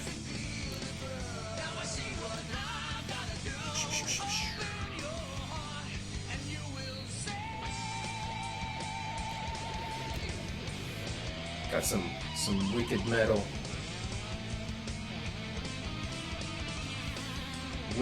video game soundtrack here.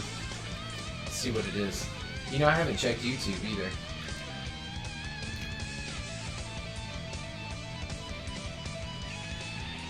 Blue Crazy MSP on YouTube. How are you? Thanks for stopping by. And if you have any questions or anything, just jump in and ask.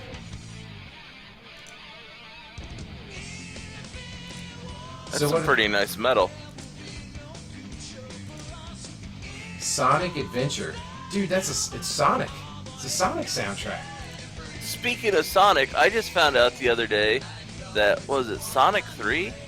Like, Michael Jackson did it pretty much the whole soundtrack. What? And, but he wasn't happy with how it sounded through the Genesis, so he had his name, like, removed from the credits. No way. Yeah! Caricaturize. Who is David Reddick and who is Cam Vassey? So, I am Cam Vassey. David Reddick was the original creator and proprietor of Legend of Bill, and back about 2010, I was working on How to Train Your Dragon at the time, and he asked me if I would do a guest strip for him, and so I did, featuring Toothless from How to Train Your Dragon. And based on that guest strip, he offered me Gnome Syndicate. And he said, you know, here's kind of the thing. There's gnomes and fairies in the world of Legend of Bill, and I want you to create a strip and make stories and do everything for it. And so I started. He has since moved on to other comic strips and gotten syndicated for a strip called Intelligent Life, which runs in newspapers. So he's sort of taken the super pro step. And he was struggling with what to do, and he offered me Legend of Bill.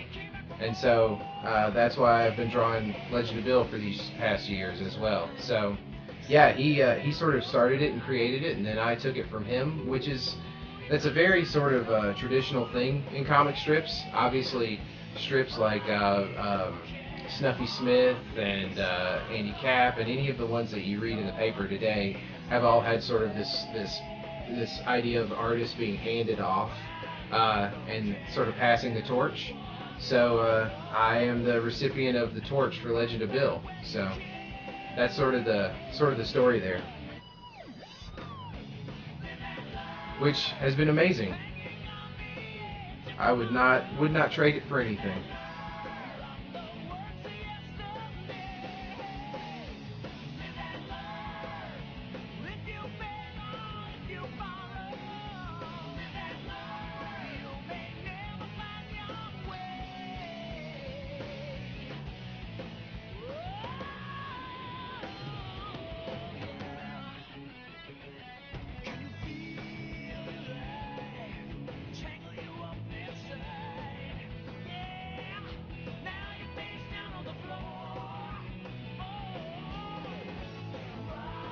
Sometimes I wonder who you are too, Kevin.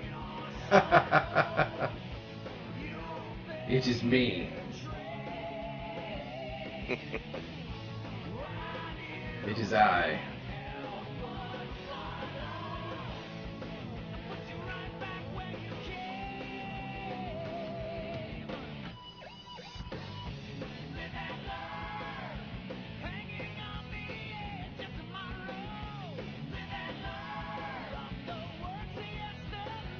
This bass line is just like tearing it up.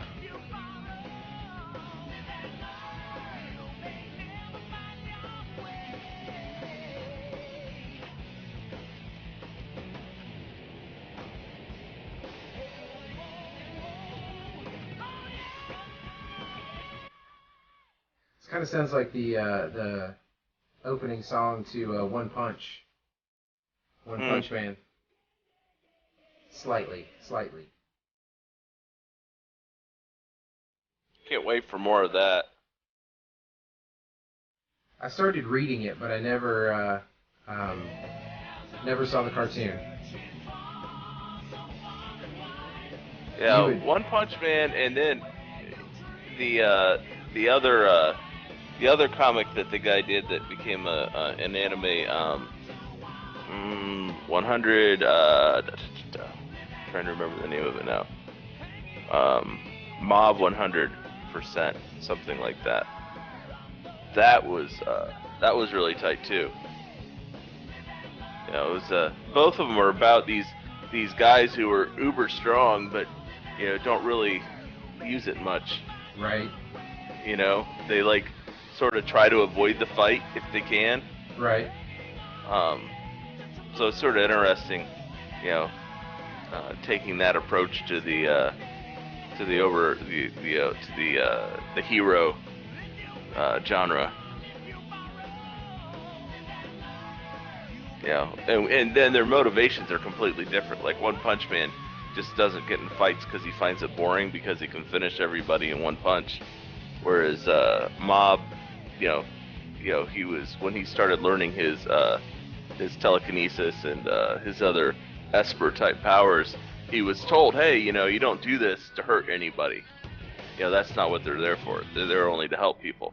Right. So, like, that's a big part of his motivation. So, you know, when something happens or he's in a conflict, he's like, he really doesn't want to have to do anything until like he has like this internal counter of like how much he can withstand, and then he basically like hulks out, but as an Esper.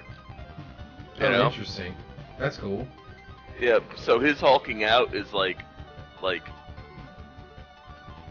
there's this one schoolyard where he just went, and the switch was flipped, and it almost looked like a crater was what was left, and he was able to use his power to like reform everything afterwards, you know, so it was like it didn't happen, but you know, like he felt like horrible that happened, like he couldn't believe all the destruction and everything that was caused.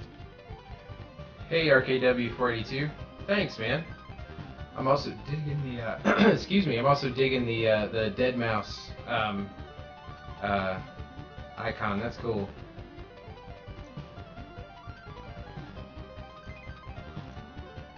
That's actually a good concept.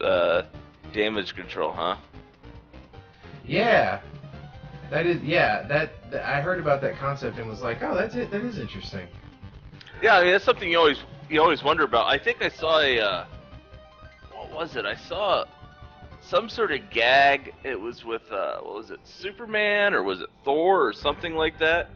Where like they're like, oh dude, we just fixed this road, type of thing. You know, they come That's landing, smashing, and making another pothole in the road. that's awesome. But no, that's a good idea.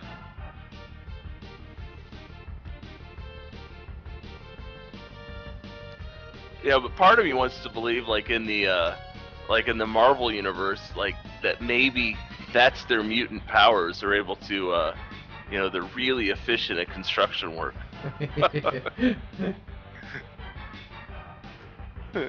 Jackhammer guy, come over here. Okay. Well, I want to be his foreman man. You know, the one who's really efficient at standing around and making sure other people work. Well, it was like middle manager of justice, right? Right. I think it was either Stormwatch, one of the Image comics that I used to read as a kid, or Wildcats. That one of the dude that ran the place was basically that. He was just like a middle management kind of guy. Right. He looked like a tiny Wolverine, but he was basically middle management. And the only way like it could actually be like a legitimate superpower is if you like amplified the powers of the construction people around you, right? Yeah, Right. You actually had to make them more efficient while you stood around leaning on a shovel. that'd be awesome. Yeah, Union Rep Man. Yeah, And Harvey dude, Birdman, Harvey Birdman was awesome. hey, you get that thing I sent you? Oh. Yeah, that's what I like is like these superheroes that are misplaced. Adult Swim did a good job with that with Harvey Birdman, and I guess that sort of follows the Space Ghost formula too. Yeah, oh yeah. Oh, Space Ghost was awesome too.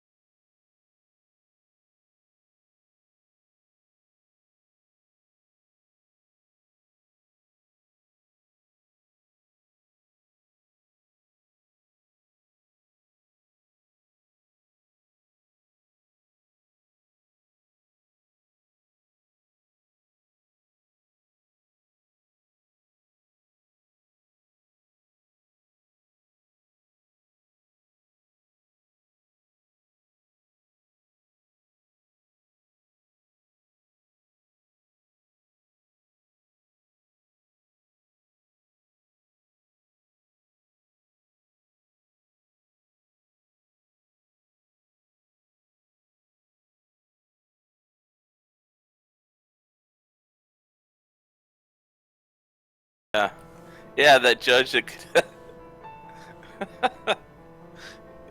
or there was that judge who thought he could, right? He tried to predict what people were saying, right? I don't think he could actually read their minds. Oh Intact, yeah. right? That was awesome.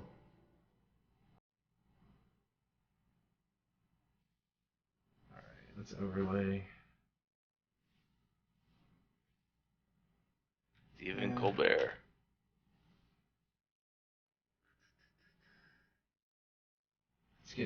Music's getting all somber now.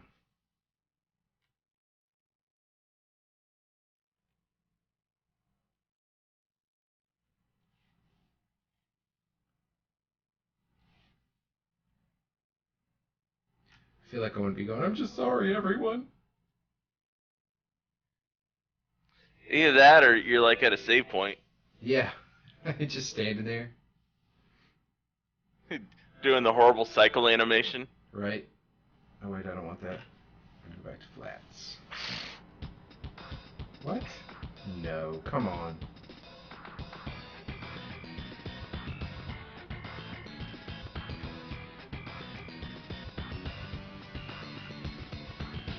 There is some strangeness afoot at the Circle K.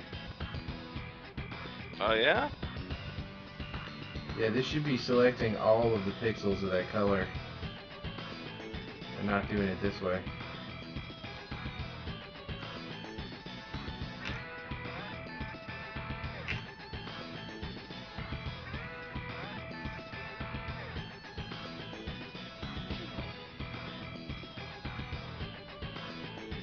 Non-contiguous. There we go. Yeah, I think the only reason I know about that word is because of the states in the United States. Contiguous? Non-contiguous, like that concept. Oh. You know,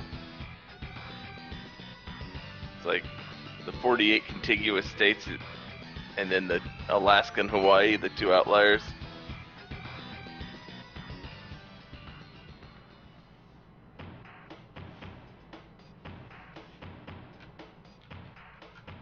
So what I'm doing, in case anyone's wondering, is I'm just sort of dropping in what I call flats. This is not the final color, but this is what I will deliver to the colorist. So when I was talking to Characterize earlier, luckily one of the things that I was able to get from inheriting Legend of Bill from David was his colorist. So I can kind of lay in flats and sort of local color, and then the colorist actually takes my work and then makes it look so much better. Which is something I usually don't have a lot of time to do, so I'm super grateful for Don. He's amazing. So that's why I'm just sort of running this in right quick, laying this in. And he'll actually add shadows and everything. It'll super pop when he does his part. It's really cool. It's really cool seeing that. He has to work around all your mistakes. Oh, make totally. it look good. Yeah. That's what it's all about. Oh, that's interesting. That it's finding that gray. It's finding that close enough in tone to select it. That's weird.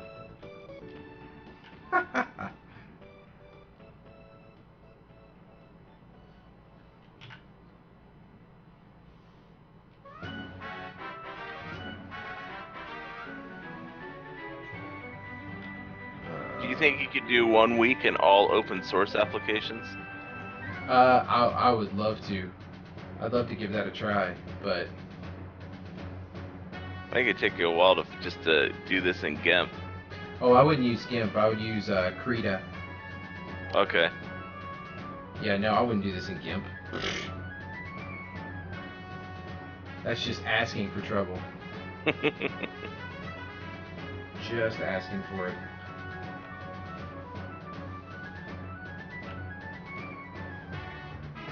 Oh, that's why. Because it doubled up right there. Interesting.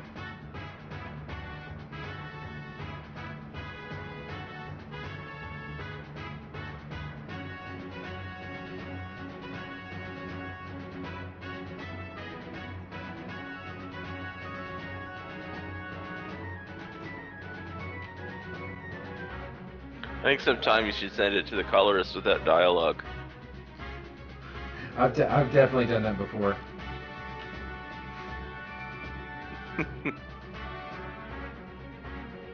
Answer Bug's Life.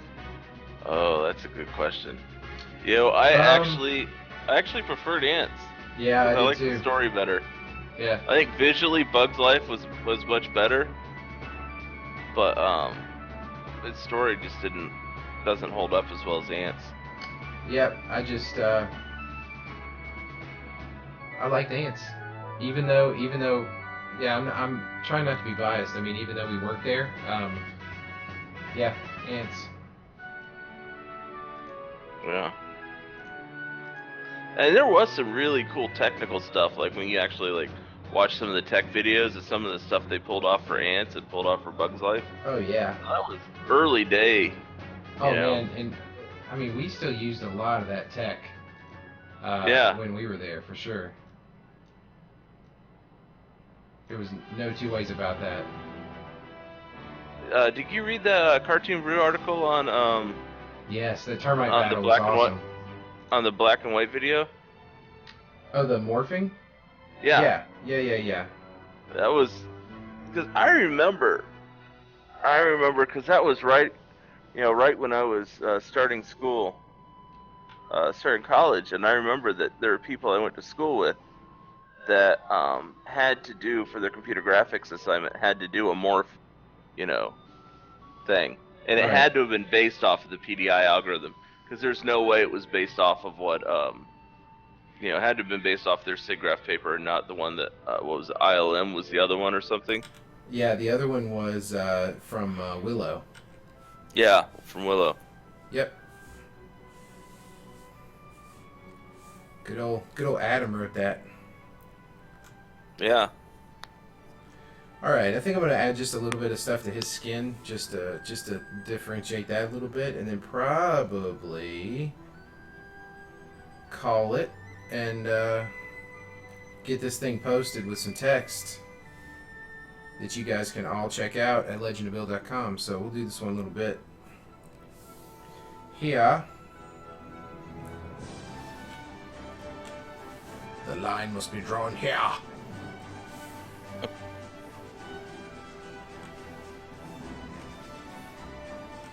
He did a good job of hiding his stump there with that dialogue bubble. Yeah, he doesn't have an arm on that side. It got chopped off, so we're not cheating right there. He literally does not have an arm. I mean, it's still cheating. You're not having to show what the stump's doing in this action. That's true. You know, one thing I'm going to do, though, is grab that. Don't need that. I think we're still doing Pro Inker, so let's go back to the ink layer.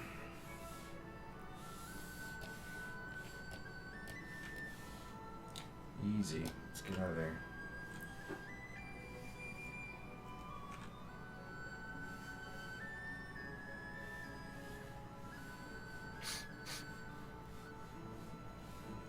I know it's a sad song, Tim, but don't cry. I know. I'm just sad that you're almost done.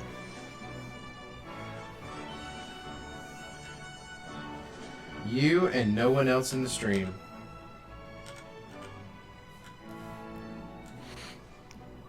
But now the music's giving me some hope. It's like uplifting now.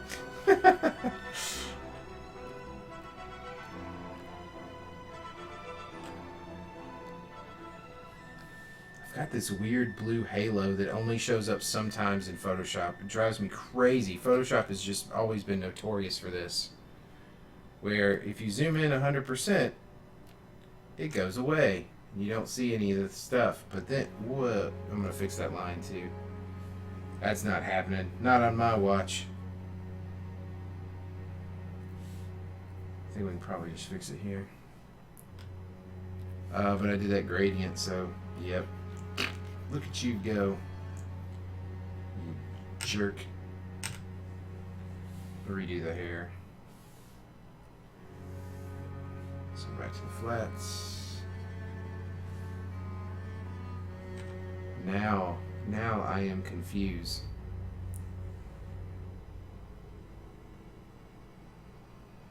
Probably because I'm in dissolve mode. We'll get a different brush. Nope. What?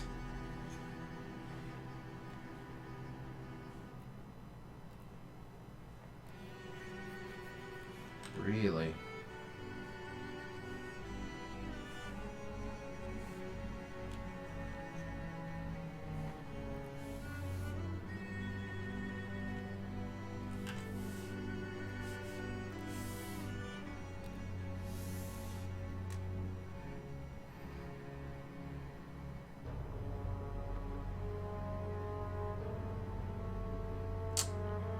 Alright, let's do...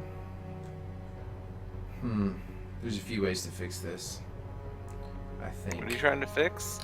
there's a little line, if you can see. It might only be visible on my screen, actually.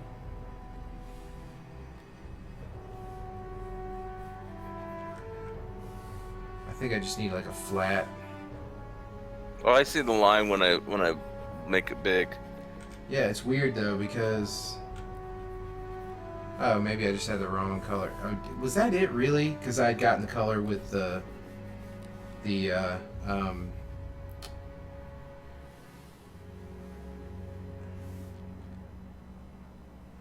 that's what it was. How silly. Just merge that down. Alright, now I'll grab you again. Need that. You picked the wrong color from your palette. Well, I grabbed the color when the gradient was still on it before I deleted that gradient layer. And then that stuck. And so... Oh, interesting. And then I had the transparency lock on that layer. And so that was working against me at the same time. Because I had done a pass like that where I lightened it up. And was getting that line. But it's all good now. It's all good. It's all good.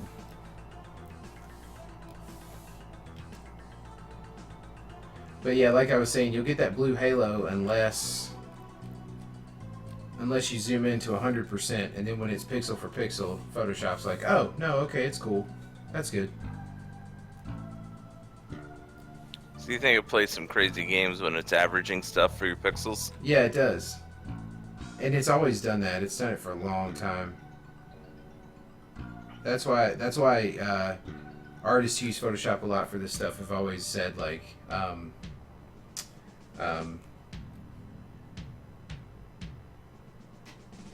to make sure that you work zoomed at 100% at all times. That's one of the reasons. Yeah, if you zoom in further closer than 100%, is it still an issue? I don't know. I'll try it.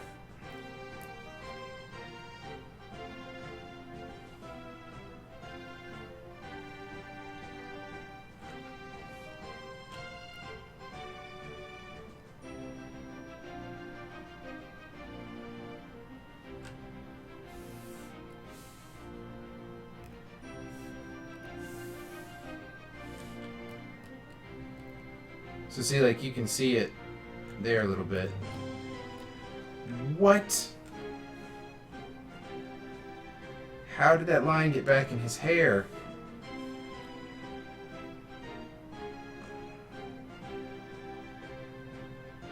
But now it's dark. Mind is blown. Mind is blown. Alright, so that fixed his hair, though. Oh my lord. I swear. I swear to goodness. Alright, color layer. Go. Make you do your thing. Do. It is. Yeah. The strip is fighting back. Well, that's what happens when you have too many of these automations that you create in the strip, right? I know. In That's Photoshop. the problem. Yeah, it's become sentient. Photoshop has become sentient.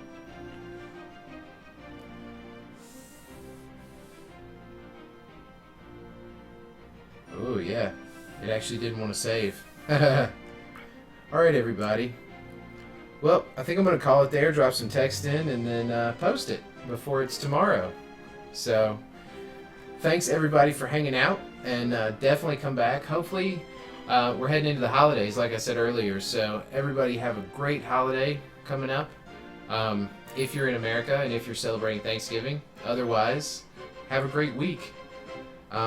If there's a chance I'm streaming later in the week, watch for my Twitter and let me know.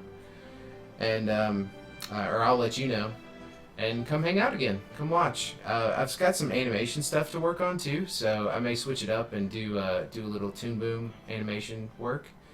So there was a previous video you can find on my YouTube channel of working with this sort of Flintstones character, and I've gotten a little further on it in some spare time. So, hey, like I said, thanks for hanging out, and I'm gonna cut the stream pretty soon. You guys were great. Follow, subscribe, come on back, and let's talk again. See you guys. Have a good night.